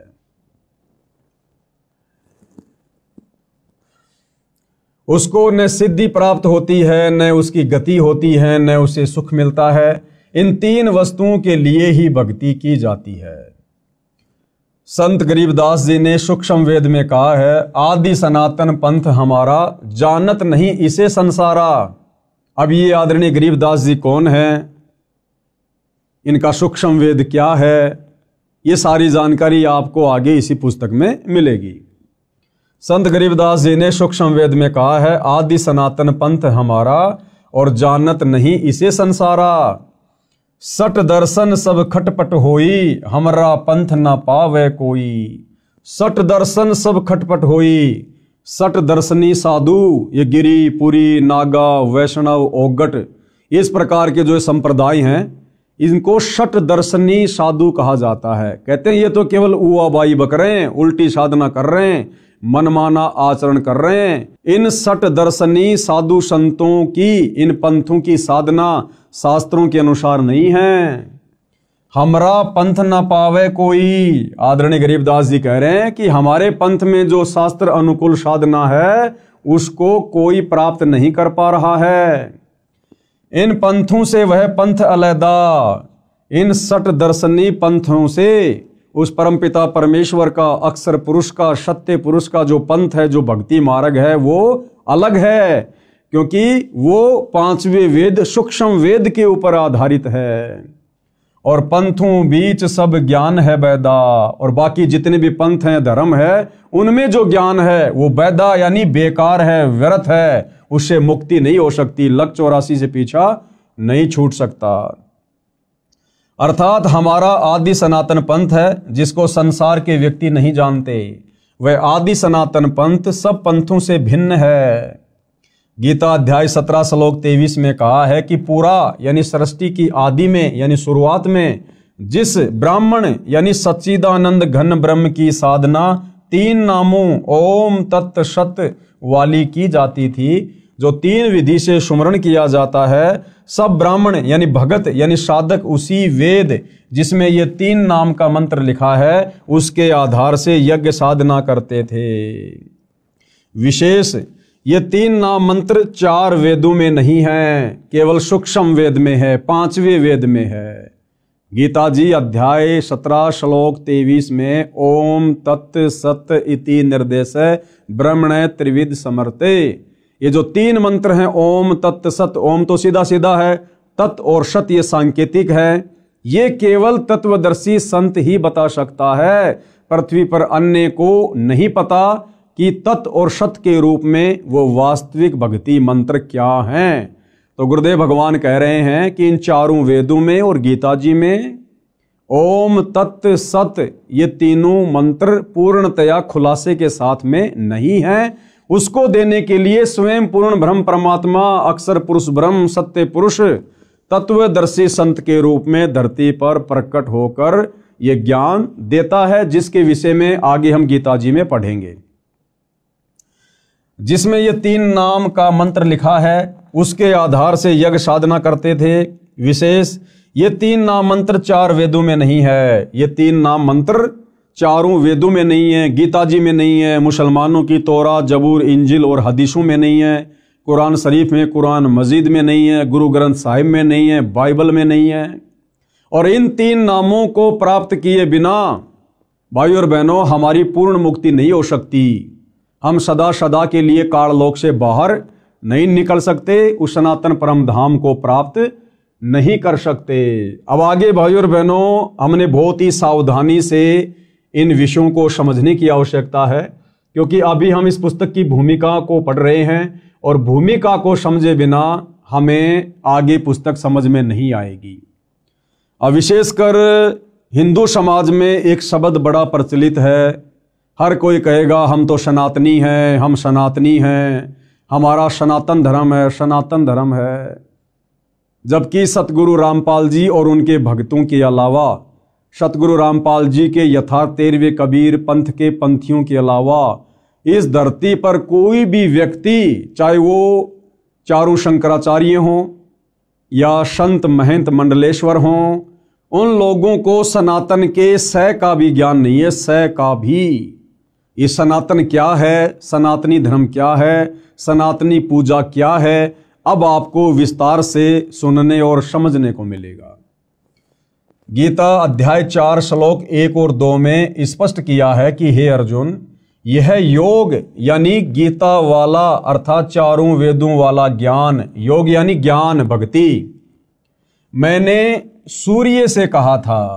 बहुत सारे भाई बहन अपनी नासमझी के चलते, अपने आधे अधूरे आध्यात्मिक ज्ञान के चलते गीता जी के अध्याय 4 श्लोक 1 और 2 में जो स्पष्ट किया गया है कि हे अर्जुन, ये योग यानी ज्ञान, गीता वाला ज्ञान अर्थात 4 वेदों वाला ज्ञान, क्योंकि ये जो गीता जी है ये 4 वेदों का सार है, 4 वेदों का निष्कर्ष है। 4 वेद मिलाकर बहुत मोटे हो जाते हैं, इसलिए ये वेदों वाला ज्ञान ये गीता जी के रूप में कन्वर्ट कर दिया गया। तो 4 वेद कहो या गीता जी कहो, बात एक ही है, 4 वेदों का सार है गीता जी। तो गीता ज्ञान देने वाला भगवान अर्जुन से कह रहा है कि भाई ये जो गीता वाला ज्ञान है ना, ये जो भक्ति की जानकारी है ना, ये सबसे पहले मैंने सूर्य देव को बताई थी, सूर्य देव को समझाई थी, ये ज्ञान सबसे पहले मैंने उसको दिया था। अब बहुत सारे भाई बहन कह देंगे कि भाई ये सूर्य जो आग का गोला है ये भला कैसे ज्ञान समझेगा। भाई यहां पर उस आग के गोले सूर्य को ज्ञान समझाने की बात नहीं कही जा रही। 33 करोड़ देवी देवताओं में एक देव है जिसका नाम है सूर्य देव। ये जो आग का गोला सूर्य है जो हमें रोशनी देता है, ये एक अलग वस्तु है, और इस आग के गोले सूर्य देव के ऊपर जिस देवता का कंट्रोल है, यानी जिस देवता के अंतर्गत ये विभाग आता है, वो सूर्य देव अलग है, वो एक देवता अलग है। जिस प्रकार जल का देवता है वरुण देव, तो जल अलग है, वरुण देव अलग है। वायु का देवता है पवन देव, तो पवन देव अलग है, और वो वायु, वो डिपार्टमेंट अलग है। जिस प्रकार भाइयों और बहनों परिवहन मंत्री होता है, परिवहन मंत्री, अब परिवहन मंत्री कोई ट्रेन, बस या अन्य कोई साधन थोड़ी होता है। परिवहन मंत्री कोई अलग होता है, उसका नाम अलग होता है, और परिवहन विभाग के ऊपर उस परिवहन मंत्री का कंट्रोल होता है। इसी प्रकार ये जो आग का गोला सूर्य है, ये अलग है, और इस आग के गोले सूर्य के ऊपर जिस देवता का कंट्रोल है वो सूर्य देव अलग है। वो आप और हमारी तरह मनुष्य शरीर में है, वो देव शरीर में है। तो ये ज्ञान सबसे पहले गीता ज्ञान देने वाले भगवान ने, ब्रह्म ने इस सूर्य देव को बताया था। सूर्य ने अपने पुत्र मनु से कहा, मनु ने अपने पुत्र इक्ष्वाकु को कहा। इसके बाद ये ज्ञान कुछ राज ऋषियों ने समझा, उसके पश्चात ये ज्ञान नष्ट हो गया, यानी लुप्त हो गया। फिर यानी ये चारों वेदों वाला ज्ञान भी धीरे धीरे आगे चलकर नष्ट होता चला गया। जैन संस्कृति कोश नामक पुस्तक में पेज नंबर 175 177 पर कहा है कि तीर्थकर ऋषभ देव की जीवन घटनाएं, तीर्थकर ऋषभ देव की जीवन घटनाएं। तीर्थकर ऋषभ देव अंतिम कुलकर नाभिराज के पुत्र थे। उनकी माता मरु देवी थी। वे इक्ष्वाकु वंशी नाभिराज अयोध्या के एक लोकप्रिय राजा थे। तरुण यानी युवा होने पर नाभिराज ने ऋषभ देव का विवाह सुनंदा और सुमंगला से कर दिया। सुनंदा ने तेजस्वी पुत्र बाहुबली और पुत्री सुंदरी को जन्म दिया, और सुमंगला ने भरत सहित 99 पुत्रों और ब्राह्मी पुत्री को जन्म दिया। समय आने पर ऋषभ देव ने भरत को अयोध्या का, बाहुबली को तक्षशिला का और शेष युवराजों को उनकी योग्यता अनुसार राज्य सौंपकर संसार त्याग दिया और दीक्षा लेकर साधना में लीन हो गए। साधना काल में पाणिपात्री ऋषभ देव 1 वर्ष तक निराहार रहे, यानी भूखे रहे। बाद में बाहुबली के पुत्र श्रेयांश कुमार ने इक्षु रस यानी गन्ने का रस देकर उनकी इस निराहार व्रति को तोड़ा। लगातार 1000 वर्ष तक तपस्या करने वाले मुनि ऋषभ देव ने अंत में केवल ज्ञान प्राप्त किया और धर्म देशना यानी नाम उपदेश देना प्रारंभ कर दिया। प्रथम धर्म देशना भरत के पुत्र मरीचि को दी, जो बाद में जैन धर्म के 24वें तीर्थकर महावीर वर्धमान बने। पवित्र गीता में क्या कहा है, कृपया पढ़ें व विचार करें। गीता अध्याय 6 श्लोक 16 में कहा है कि हे अर्जुन, यह योग यानी भक्ति साधना न तो बिल्कुल न खाने वाले की, यानी जो व्यक्ति व्रत रखता है, कुछ भी नहीं खाता है, गीता जी कह रही है कि उस व्यक्ति की भक्ति साधना कभी भी सफल नहीं हो सकती। बिल्कुल भी न खाना यानी व्रत रखना।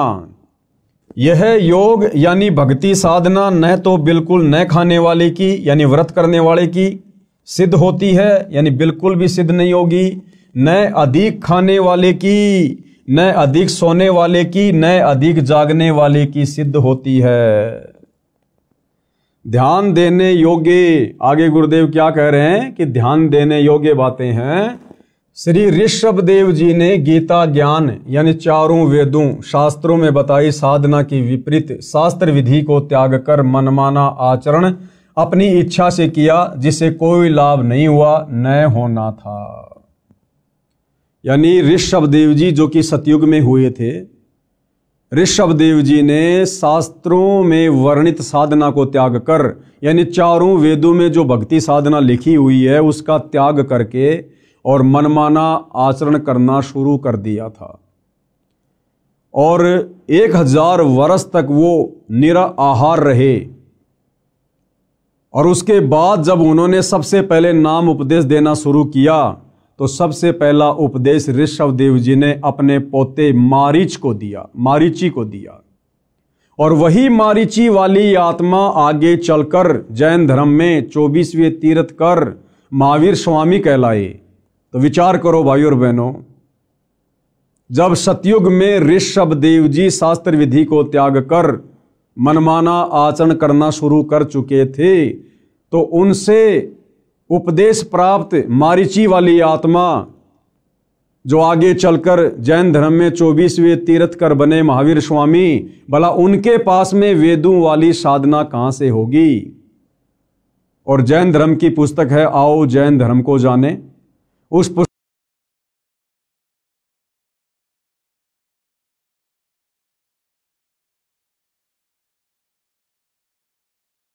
63 पाखंड मत यानी शास्त्र विधि को त्याग के मनमाना आचरण।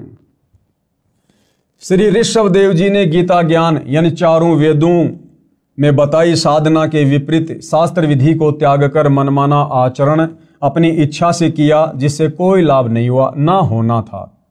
अन्य प्रमाण गीता अध्याय 17 श्लोक 5 और 6 में इस प्रकार कहा है, जो मनुष्य शास्त्र विधि रहित यानी शास्त्र विधि को त्याग कर केवल मन कल्पित घोर तप को तपते हैं, यानी जो साधना गीता में लिखी है, जो साधना चारों वेदों में लिखी है, उसके अनुसार भक्ति साधना ना करके जो मनमुखी रूप से कोई तप करता है, कोई पैदल यात्रा करता है, कोई कावड़ लेके आता है, कोई कैसा कैसा घोर तप करता है, तो कहते हैं कि शास्त्र विधि को त्याग कर केवल मन कल्पित यानी जैसा मन में आया वैसी भक्ति शुरू कर दी, या जैसा किसी ने बता दिया कि भैया फला फला जगह एक पीपल का पेड़ है, उसके चारों तरफ लाल धागा बांधने से ये सुख हो जाएगा, बेटा हो जाएगा, ये होते मन कल्पित कर्म।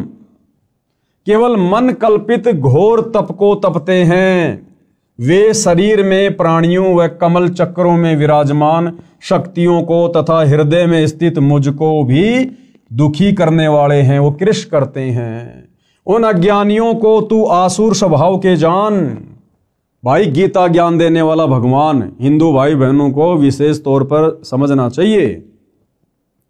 ये गीता जी का ज्ञान पढ़ाया जा रहा आपको, कौन सा अध्याय है, कौन सा श्लोक है, आगे चलकर आपको गीता प्रेस गोरखपुर से प्रकाशित उस गीता के पेज भी दिखाए जाएंगे आपकी संतुष्टि के लिए। तो गीता का ज्ञान देने वाला भगवान खुद कह रहा है कि जो व्यक्ति चारों वेदों में और गीता जी में जो साधना करनी चाहिए जो लिखी हुई है, उस साधना को ना करके और मन कल्पित घोर तप करते हैं, यानी कावड़ लाना, पैदल यात्रा करना, बद्रीनाथ जाना, केदारनाथ जाना, अन्य घोर साधना करना, कहते हैं उस व्यक्ति को तू राक्षस स्वभाव का जान, आसुर प्रवृत्ति का। और गीता ज्ञान देने वाला कह रहा है कि ऐसे प्राणी इस मनुष्य शरीर में विराजमान कमल दल में देवी देवताओं को भी दुखी करते हैं। और गीता ज्ञान दाता कहता कि ऐसे आसुर स्वभाव वाले प्राणी मुझको भी दुखी करते हैं, और ऐसे व्यक्तियों को तो शरीर छोड़ने के बाद में मैं घोर नरक में डालता हूं, नरक में। गीता अध्याय 17 श्लोक 5 और 6 में इस प्रकार कहा है, जो मनुष्य शास्त्र विधि रहित यानी शास्त्र विधि को त्याग कर केवल मन कल्पित घोर तप को तपते हैं, वे शरीर में प्राणियों व कमल चक्रों में विराजमान शक्तियों को तथा हृदय में स्थित मुझको भी दुखी करने वाले हैं, वो कृष करने वाले हैं। उन अज्ञानियों को तू आसुर स्वभाव के जान, यानी राक्षस प्रवृत्ति वाला जान उनको। उपरोक्त गीता शास्त्र के उल्लेख से स्पष्ट हो जाता है कि इक्ष्वाकु वंशी नाभिराज तक यानी सत्य युग में लगभग 1 लाख वर्ष तक वेदों यानी गीता वाले ज्ञान अनुसार पूजा की जाती थी। यानी सतयुग में जिस समय अयोध्या के राजा नाभिराज थे, उस समय शास्त्रों के अनुसार साधना की जाती थी। लेकिन नाभिराज के बाद जब अयोध्या के राजा ऋषभ देव जी बने, तो ऋषभ देव जी ने ये चारों वेदों वाली साधना को त्याग दिया था और मनमाना आचरण करना शुरू कर दिया था। उपरोक्त गीता शास्त्र के उल्लेख से स्पष्ट हो जाता है कि इक्ष्वाकु वंशी नाभिराज तक यानी सतयुग में लगभग 1,00,000 वर्ष तक वेदों यानी गीता वाले ज्ञान अनुसार पूजा की जाती थी। उसके पुत्र ऋषभदेव जी से यानी नाभिराज के पुत्र ऋषभदेव जी से शास्त्र विधि त्याग कर मनमाना आचरण प्रारंभ हुआ। यानी जैन भाई जिसे अपना प्रथम तीर्थकर कहते हैं ऋषभदेव, उस ऋषभदेव ने सतयुग से ही चारों वेदों वाली साधना को छोड़कर मनमुखी साधना शुरू कर दी थी। तो गुरुदेव भगवान का कहने का मतलब है कि जब तुम्हारे प्रथम तीर्थकर ऋषभदेव ने सतयुग में ही मनमाना आचरण करना शुरू कर दिया था, जिस भक्ति के करने से ना सिद्धि मिलती है, ना रिद्धि मिलती है, ना सुख होता है, ना मोक्ष होता है, तो वर्तमान के जैन भाई महावीर स्वामी को अपना परमात्मा मानकर, भगवान मानकर जो साधना कर रहे हैं, उस साधना से तो जैन समाज के भाई बंधु लाख जन्म भी सुख और मोक्ष प्राप्त नहीं कर सकते। और श्री महावीर स्वामी जी तो वैसे ही 363 और नए नए पाखंड मत चलाकर चले गए, जैसे नंगा रहना, मुंह के ऊपर पट्टी बांधना, नंगे पैर रहना, ये इस प्रकार के 363 पाखंड मत चलाकर चले गए थे। सूर्य अस्त होने से पहले भोजन कर लेना, प्याज लहसुन का प्रयोग नहीं कर लेना, ये पाखंड मत में आते हैं जो महावीर स्वामी जी ने शुरू किए। और सनातनी पूजा का अंत हुआ, यानी सतयुग में जब से ऋषभदेव जी ने शास्त्र विधि को त्याग कर मनमानी साधना शुरू की, उसी समय से सनातनी पूजा का अंत हुआ। उसी समय से सनातनी पूजा समाप्त हो गई थी। श्री ऋषभदेव जी की पूजा यानी घोर तप करना वेदों के अनुसार साधना नहीं है। इसलिए ऋषभदेव जी की भक्ति शास्त्र विधि त्याग कर मनमाना आचरण था, जिससे उनका जीवन नष्ट हो गया था। यानी ऋषभदेव जी 84 लाख योनियों में चले गए फिर गधे कुत्ते सुअर बनने के लिए, उनका मोक्ष नहीं हुआ। प्रमाण श्रीमद् भागवत सुधा सागर सुख सागर उस पुराण में इस प्रकार है। क्या लिखा हुआ है? एक समय ऋषभदेव जी मुख में पत्थर का टुकड़ा लेकर नग्न अवस्था में वन में घूम रहे थे। जंगल में आग लग गई, उस दावानल में ऋषभदेव जी जलकर मर गए। यह पौराणिक कथा है। क्या ये गति यानी मुक्ति हो गई? उसी समय से ये शास्त्र विधि त्याग कर मनमाना आचरण सब ऋषि जन करने लगे। प्रमाण के लिए किसी भी पुराण को पढ़ो, लिखा है कि उस ऋषि ने इतने वर्ष घोर तप किया, उसने इतने वर्ष तक तप किया आदि आदि। फिर वे शास्त्र विधि विरुद्ध साधक ऋषिजन अपना अपना अनुभव जो शास्त्र विरुद्ध साधना से हुआ उसका कथन करने लगे। अन्य ऋषिजन एक दूसरे की सुनकर आगे उन्हीं शास्त्रों के विपरीत ज्ञान को सुनाने लगे, जिनसे 18 पुराण बन गए।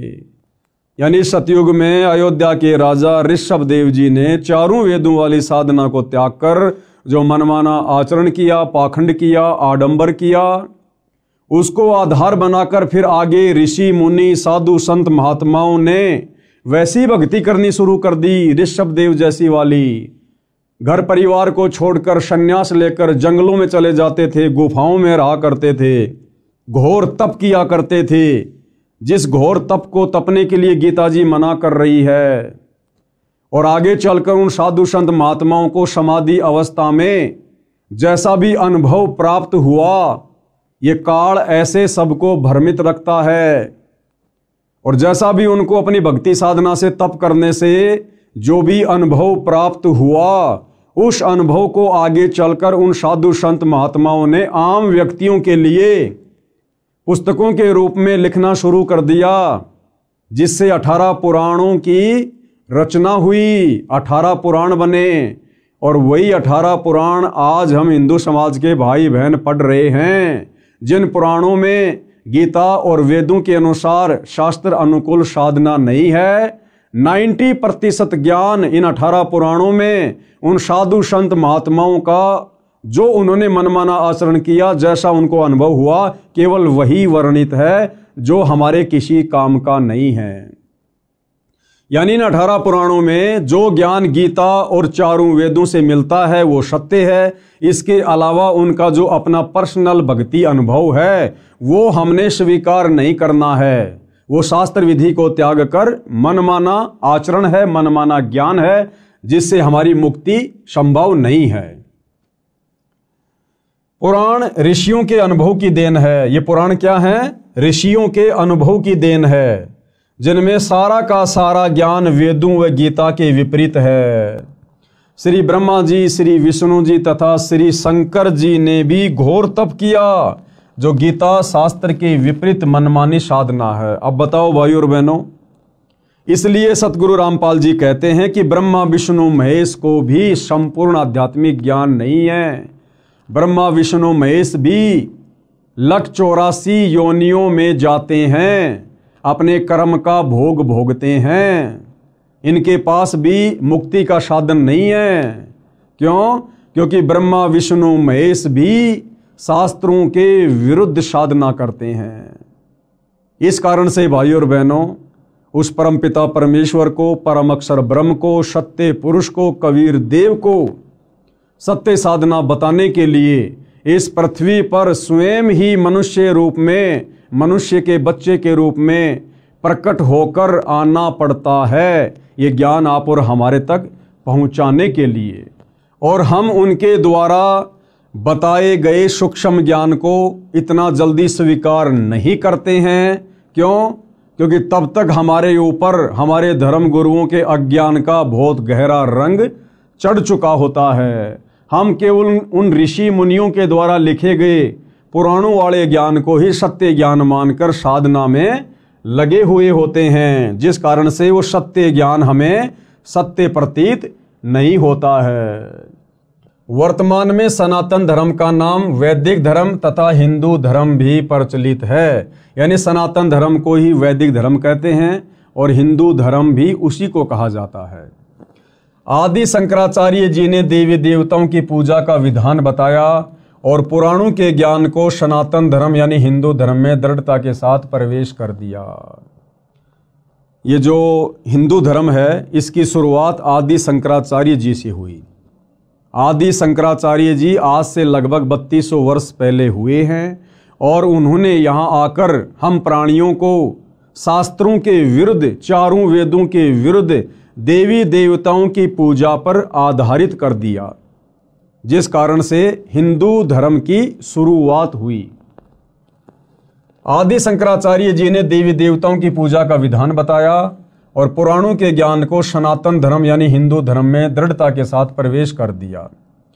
गीता अध्याय 4 श्लोक 1 और 2 को फिर पढ़ते हैं, जिनमें गीता ज्ञानदाता ने अर्जुन से कहा है कि मैंने इस योग यानी गीता वाले वेद ज्ञान को, क्योंकि श्रीमद् भगवत गीता चारों वेदों का सार है यानी संक्षिप्त रूप है, इस तथ्य को पूरा हिंदू समाज मानता है। तो गीता ज्ञानदाता ने क्या कहा कि ये गीता वाला ज्ञान, चारों वेदों वाला ज्ञान, सबसे पहले मैंने किसको कहा? सूर्य से कहा था। सूर्य ने अपने पुत्र वैश्वत यानी मनु से कहा और मनु ने अपने पुत्र इक्ष्वाकु से कहा। गीता अध्याय 4 श्लोक 1 में इसका वर्णन है।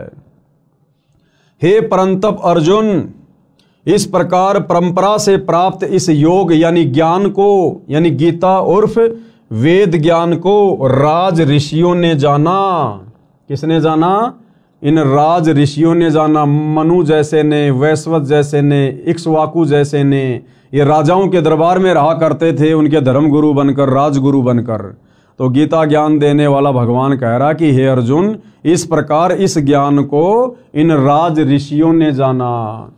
हे परंतप अर्जुन, इस प्रकार परंपरा से प्राप्त इस योग को यानी गीता उर्फ वेद ज्ञान को राज ऋषियों ने जाना, किंतु उसके बाद वह योग यानी वेद ज्ञान बहुत समय से इस पृथ्वी लोक में नष्ट हो गया यानी लुप्त हो गया। गीता अध्याय 4 श्लोक 2 में ऐसा वर्णन है। ध्यान दें तो श्लोक 2 के मूल पाठ में नष्ट शब्द है, जिसका अर्थ नष्ट हो गया, सटीक अर्थ है। राजा नाभिराज तक सतयुग लगभग 1 लाख वर्ष व्यतीत हो चुका था। यानी जिस समय सतयुग की शुरुआत में राजा नाभिराज अयोध्या के राजा थे, वो लगभग 1 लाख वर्ष तक अयोध्या के राजा रहे। उस समय तक ये शास्त्रों के अनुसार साधना होती थी, सनातनी पूजा होती थी, चारों वेदों के अनुसार साधना होती थी।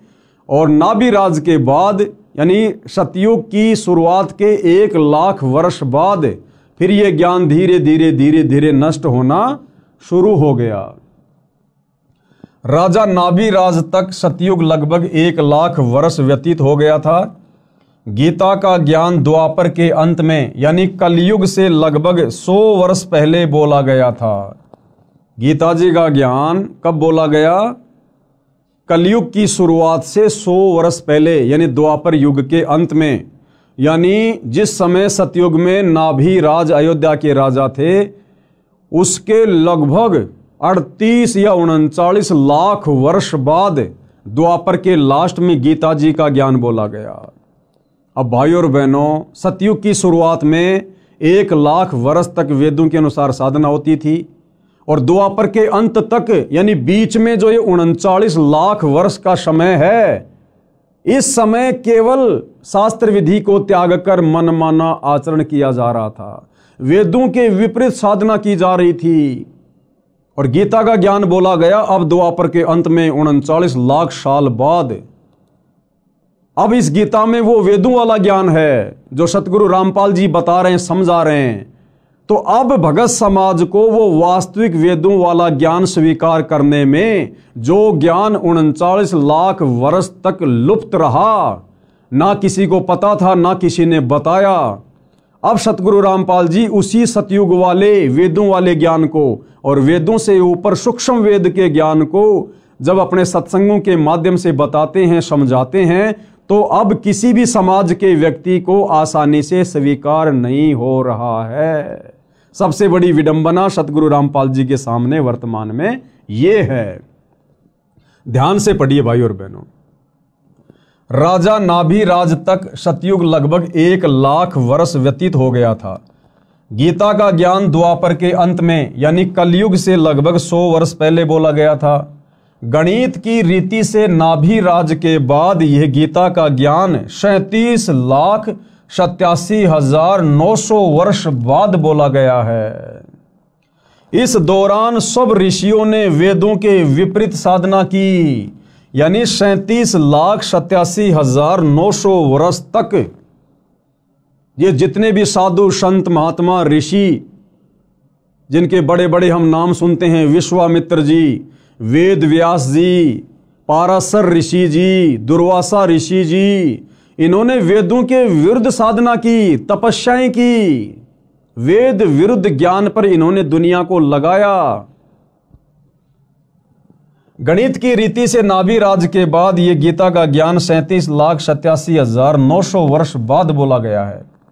इस दौरान सब ऋषियों ने वेदों के विपरीत साधना की, जिसका प्रमाण तथा परिणाम 18 पुराण है। यानी इन 18 पुराणों में इन साधु संत महात्माओं ऋषियों की जो अपनी थ्योरी है, इन्होंने जो मनमानी साधना की और समाधि अवस्था में जैसा इनको अनुभव हुआ परमात्मा के विषय में, भक्ति के विषय में, उसी का वर्णन इन्होंने पुस्तकों के माध्यम से कर दिया, जिसको 18 पुराण कहा जाता है। यानी 18 पुराणों में कंप्लीट ज्ञान नहीं है, वेदों वाला ज्ञान भी नहीं है, गीता वाला ज्ञान भी नहीं है। ऋषि विशेष के अनुभव ज्यादा हैं जो हमारे किसी काम के नहीं हैं। पुराणों में कोई भी साधना गीता यानी वेदों के अनुसार नहीं है। इन पुराणों में कोई भी साधना वेद या गीता के अनुसार नहीं है। यहां केवल 2 शब्द लिख रहा हूं ताकि बुद्धिमान संकेत समझें। विस्तार से इस पुस्तक में आगे लिखा है। यानी सतगुरु रामपाल जी कहना ये चाहते हैं कि भाई, अगर आपने सत्य आध्यात्मिक ज्ञान समझना है, आपने वेदों वाला ज्ञान और वेदों से ऊपर सूक्ष्म वेद का ज्ञान समझना है, अपने मनुष्य जन्म को भक्ति करके सफल करना है, अपना मोक्ष करवाना है, दुखों से छुटकारा प्राप्त करना है, और जब तक हम यहाँ रहेंगे तब तक आपको सुख प्राप्त करना है, तो आपने बहुत ही धैर्य पूर्वक इस सत्य ज्ञान को जो वर्तमान में सतगुरु रामपाल जी के द्वारा बताया जा रहा है, समझाया जा रहा है सत्संगों के माध्यम से या पुस्तकों में लिखकर, उसको बहुत ही धैर्यपूर्वक और निष्पक्ष होकर सुनने और समझने की आवश्यकता है। प्रमाण गीता के विपरीत साधना का गीता अध्याय 9 श्लोक 25 में कहा है कि जो पितर पूजता है पितरों को प्राप्त होगा। गीता अध्याय 9 श्लोक 25 में लिखा है कि जो व्यक्ति पितरों की पूजा करता है वो पितरों को प्राप्त होगा। यानी हम जो अपने बाप दादाओं के श्राद्ध निकालते हैं, ये पितृ पूजा है, ये भूत पूजा है। हमारे पूर्वज शास्त्रों के विरुद्ध साधना करके वो पितृ बन गए, जिनके हम श्राद्ध निकाल रहे हैं वो भूत बने हुए हैं। तो यदि हम गीता अध्याय 9 श्लोक 25 के अनुसार पितृ पूजा करेंगे, भूतों की पूजा करेंगे, श्राद्ध निकालेंगे, समाधि पूजेंगे, तो हम अपने पूर्वजों के पास चले जाएंगे जो भूत बने हुए हैं, जो पितृ बने हुए हैं। और पितृ तो वैसे ही महादुखी, तो भला कैसे हमारी मुक्ति होगी। इसलिए हमने बहुत ही धैर्यपूर्वक संत रामपाल जी के ज्ञान को सुनना और समझना पड़ेगा। गीता अध्याय 9 श्लोक 25 में कहा है कि जो पितृ पूजता है पितरों को प्राप्त होगा, यानी वो पितृ बनेगा। भूत पूजने वाला भूतों को प्राप्त होगा, यानी भूत बनेगा। और देवताओं को पूजने वाला देवताओं को प्राप्त होगा, यानी देवताओं के पास जाएगा। और मेरा भगत मुझे प्राप्त होगा। और जो देवताओं की पूजा करेंगे वो देवताओं के लोक में जाएंगे, देवताओं के लोक में जाकर उनके नौकर बनेंगे, उनके गण बनेंगे। और गीता ज्ञानदाता कहता है कि जो मेरी पूजा करेगा, इसकी पूजा गीता अध्याय 8 श्लोक नंबर 13 में लिखी हुई है कि ओम इति एक अक्षर ब्रह्म व्यवहारण माम अनुस्मरण ये परियाति तजन देहम सयाति परमाम गतम। कि भाई अर्जुन, मुझ ब्रह्म की साधना का एक ओम मंत्र है, और जो व्यक्ति अंतिम श्वास तक ओम नाम की साधना विधिवत करता है मर्यादाओं में रहकर, शरीर छूटने के बाद वो मेरे ब्रह्मलोक में आता है। और गीता अध्याय 8 श्लोक नंबर 16 में ब्रह्म कह रहा है कि मेरे लोक में आने वाला भी वापस नीचे जाता है, नरक भोगता है, 84 में जाता है। यानी पूर्ण मुक्ति ब्रह्म के ब्रह्मलोक में भी नहीं है। देवताओं को पूजने वाला देवताओं को प्राप्त होगा, यानी देवताओं के पास जाएगा। और गीता ज्ञान देने वाला कह रहा है कि मेरा भगत मुझे प्राप्त होगा। यदि पवित्र हिंदू धर्म की पूजाओं पर दृष्टि दौड़ाई जाए, यानी वर्तमान में हिंदू समाज जो भक्ति साधना कर रहा है, हमारे ये जितने भी धर्म गुरु हैं, शंकराचार्यों से लेकर छोटे मोटे संत महंत मंडलेश्वर, ये जो साधना हमसे करवा रहे हैं, तो पता चलता है कि लगभग पूरा हिंदू समाज पितृ पूजा, भूत पूजा, देवी देवताओं की पूजा करता है, जो शास्त्र विधि त्याग कर मनमाना आचरण होने से गीता अध्याय 16 श्लोक 23 के अनुसार व्यर्थ प्रयत्न है। यानी वर्तमान हिंदू समाज में जो साधना प्रचलित है, उस साधना के करने से हमें किसी भी प्रकार से रिद्धि सिद्धि या मोक्ष प्राप्त सौपन में भी नहीं हो सकता है। सनातनी पूजा का पुनः उत्थान अब सतगुरु रामपाल जी के प्रयासों से, उनके भक्तों के द्वारा दिन रात उनकी पुस्तकों का, उनके सत्संगों का जो प्रचार प्रसार किया जा रहा है, जिस ज्ञान को आम समाज में उतारा जा रहा है, तो ये सतगुरु रामपाल जी का एक प्रयास है कि दोबारा से सनातनी पूजा का उत्थान किया जाए। यानी दोबारा से लोगों को वेदों की ओर लेकर जाया जाए। ये बाकी जितने भी लोग सनातन की बात करते हैं, सनातनी होने की बात करते हैं, सनातन का झंडा लेकर कहीं भी खड़े हो जाते हैं, रैलियां निकालते हैं, इन लोगों को तो सनातन के सह का भी ज्ञान नहीं है, सह का भी, कि सनातन होता क्या है। असल में सनातनी पूजा का उत्थान, यानी सनातन धर्म में सनातनी पूजा को सतगुरु रामपाल जी पुनः खड़ा करने में लगे हुए हैं। अब ये बात उनके सत्संग सुनने से और इन पुस्तकों को अच्छे से देखने, सुनने और पढ़ने से समझ में आएगी। सनातनी पूजा का उत्थान, मैं यानी लेखक कौन? सतगुरु रामपाल जी। मैं तथा 90% मेरे अनुयायी हिंदू हैं। हमने शास्त्र विधि रहित साधना त्याग दी, यानी जो साधना शास्त्रों में नहीं है, वेदों में नहीं है, जिस भक्ति के करने का विधान शास्त्रों में नहीं है, ना गीता में ना वेदों में, जैसे राधे राधे श्याम मिला दे, ओम नमो भागवते वासुदेवाय नमः, ये व्रत रखना, पितृ पूजना, श्राद्ध निकालना, समाधि पूजना, कावड़ लेके आना, पैदल यात्रा करना, मंदिरों को पूजना, मस्जिदों को पूजना, इस प्रकार की जो साधना है वो सतगुरु रामपाल जी के पंथ में उनका कोई भी अनुयायी नहीं करता है, क्योंकि ये सभी प्रकार की पूजा साधना शास्त्र विधि को त्याग कर मनमाना आचरण है। मैं यानी सतगुरु रामपाल जी तथा 90% मेरे अनुयायी हिंदू हैं। हमने शास्त्र विधि रहित साधना त्याग दी है, शास्त्रों को अच्छी तरह पढ़ा व समझा है, उसके पश्चात शास्त्रोक्त साधना प्रारंभ की है। कि हम लोगों ने ये देखा देखी में भक्ति शुरू नहीं की है। हम सतगुरु रामपाल जी के जितने भी फॉलोवर हैं, हम लोग कोई अनपढ़ गवार मूर्ख नहीं हैं, बहुत अच्छे पढ़े पढ़े लोग हैं। और हमने ये भक्ति साधना सतगुरु रामपाल जी से आंख बंद करके स्वीकार नहीं की है। सतगुरु रामपाल जी ने प्रोजेक्टर पर, टीवी चैनलों पर सौ प्रमाण दिए हैं, गीता से, वेद से, कुरान से, पुराण से, सभी धर्म ग्रंथों से, और साबित किया है कि जो साधना वर्तमान में उनके पास है वो पृथ्वी पर किसी अन्य साधु संत महात्मा के पास नहीं है। इसलिए हम लोगों ने अपनी आंखों से सौ प्रमाण देखकर सतगुरु रामपाल जी की शास्त्र अनुकूल सत्य साधना ग्रहण की है, जो कि सर्व शास्त्रों से प्रमाणित है। वह इस प्रकार है।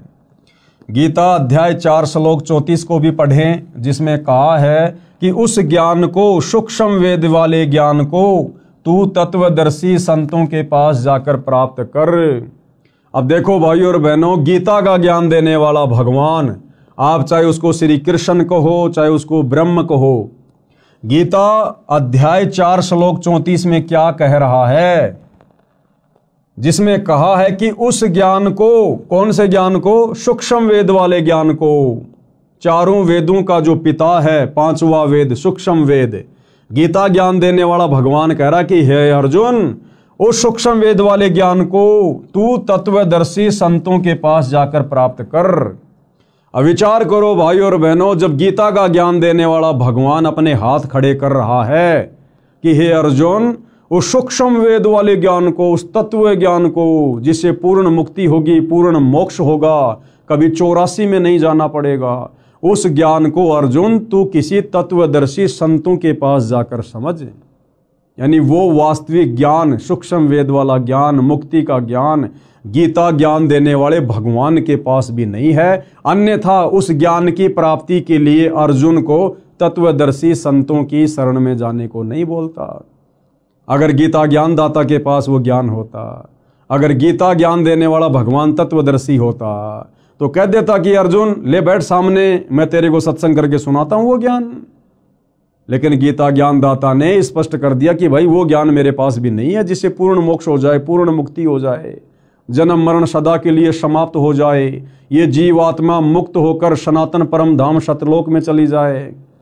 कहते हैं उसके लिए तू किसी तत्वदर्शी संत के पास जा। और भाई और बहनों, वो तत्वदर्शी संत जिसकी तरफ संकेत गीता ज्ञान देने वाला भगवान गीता अध्याय 4 श्लोक 34 में कर रहा है, वर्तमान में निसंदेह इस पृथ्वी पर सतगुरु रामपाल जी हैं, जिन्होंने चारों वेदों को, गीता जी को, कुरान, बाइबल, तौरेत, जबूर, इंजिल, हदीसें, गुरु ग्रंथ साहिब, 18 पुराण, सभी धर्मों के सभी शास्त्रों का निचोड़ निकाल के रख दिया है। जो निचोड़, जो निष्कर्ष हमारे धर्म के धर्म गुरु लाखों वर्षों से नहीं निकाल पाए, समाज को नहीं दे पाए, वो निष्कर्ष अध्यात्म का, भक्ति का इन्हीं धर्मशास्त्रों से सतगुरु रामपाल जी ने निकाल कर अपने सत्संगों में डाल दिया है, अपनी पुस्तकों में लिख दिया है। अब यदि आवश्यकता है तो उनके सत्संग सुनने की, उनके कर कमल से लिखित पुस्तकों को धैर्यपूर्वक पढ़ने की। तो क्या कहा जा रहा है, गीता अध्याय 4 श्लोक 34 को भी पढ़ें, जिसमें कहा है कि उस ज्ञान को, यानी सूक्ष्म वेद वाले ज्ञान को तू तत्वदर्शी संतों के पास जाकर प्राप्त कर। विचारणीय विषय यह है कि तत्व ज्ञान गीता में नहीं है।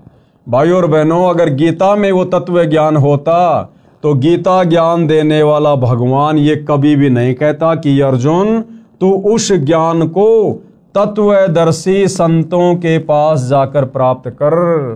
इसलिए यहाँ पर क्या कहा गया है, इसलिए यहाँ पर कहा जा रहा है कि विचारणीय विषय यह है कि तत्व ज्ञान गीता में नहीं है। यदि होता तो गीता ज्ञान देने वाला ये नहीं कहता कि तत्व ज्ञान को तत्वदर्शी संतों से जान। तत्वदर्शी संत के अभाव में मानव समाज मनमाना आचरण करके अपना मानव जीवन नष्ट कर रहा है। इस तत्व ज्ञान के अभाव में सतगुरु रामपाल जी को सतगुरु धारण ना करने के कारण, उनके प्रवचन सत्संग ना सुन पाने के कारण ये भगत समाज अपने अनमोल मनुष्य जीवन को वर्तमान में बर्बाद कर रहा है।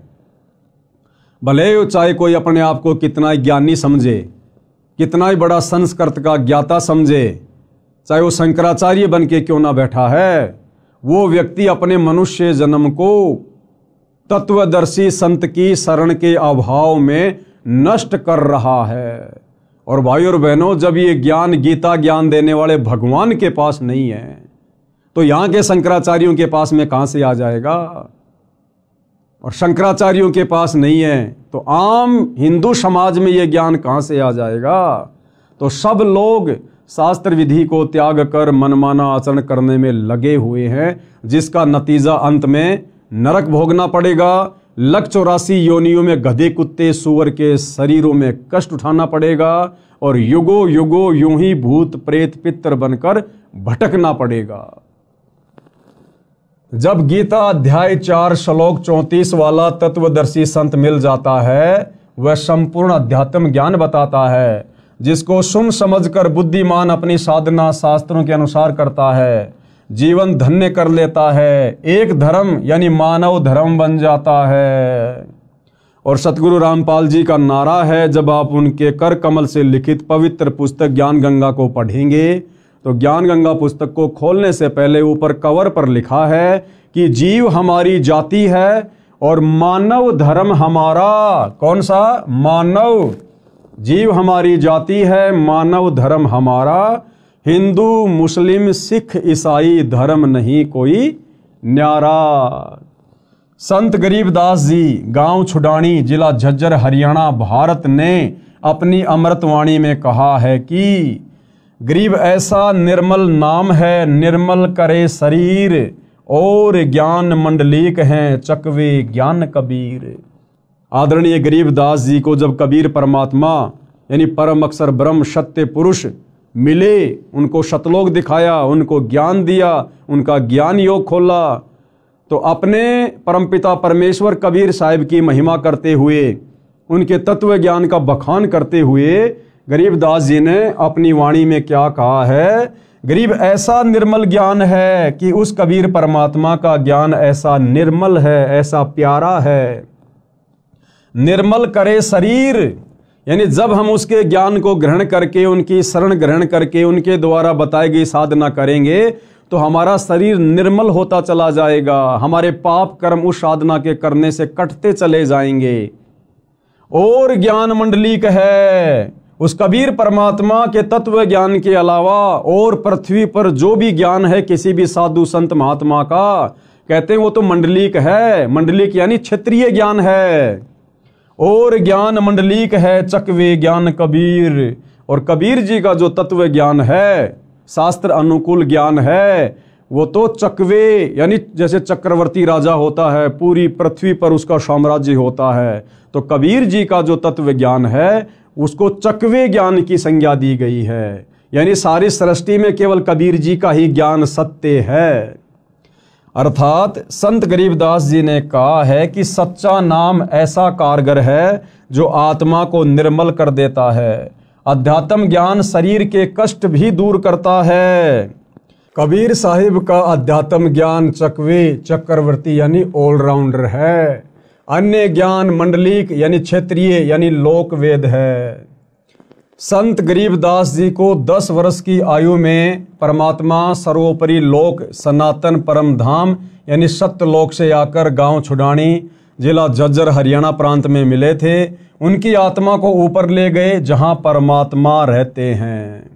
अब भाइयों और बहनों, वो परमात्मा कौन है, वो दिखने में कैसा है, उस परमात्मा की भक्ति क्या है, उस परमात्मा की प्राप्ति कैसे होगी, इन समस्त बातों का जिक्र हम इस पवित्र पुस्तक हिंदू साहिबान नहीं समझे गीता वेद पुराण इसके अगले एपिसोड यानी वीडियो नंबर 2 में समझेंगे। फिलहाल भाइयों और बहनों, इस पुस्तक की भूमिका पर हम वीडियो बना रहे हैं।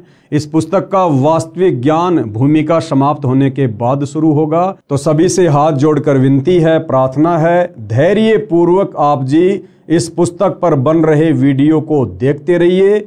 निसंदेह परमपिता परमेश्वर कबीर साहेब यानी वर्तमान में जो सतगुरु रामपाल जी के रूप में धरती पर प्रकट हैं, उनके आशीर्वाद से यदि हम उनसे प्रार्थना करते रहेंगे तो अवश्य वे हमें सद्बुद्धि प्रदान करेंगे, हमारा ज्ञान योग खोलेंगे और हम इस अनसुलझे आध्यात्मिक ज्ञान को उनकी विशेष दया से समझते जाएंगे और अपनी आत्मा का कल्याण करवाएंगे। तो भाइयों और बहनों, गुरुदेव भगवान के आशीर्वाद से आज के इस वीडियो में केवल इतना ही। कल परमपिता परमेश्वर जी के आशीर्वाद से रात्रि 9 बजे सभी भाई बहन दास के फेसबुक पेज पवन दास इस लाइव के ऊपर लाइव जुड़िए। तब तक गुरुदेव भगवान हम सबको आज्ञा दें, आशीर्वाद दें। बंदी छोड़ सतगुरु रामपाल जी भगवान की जय हो।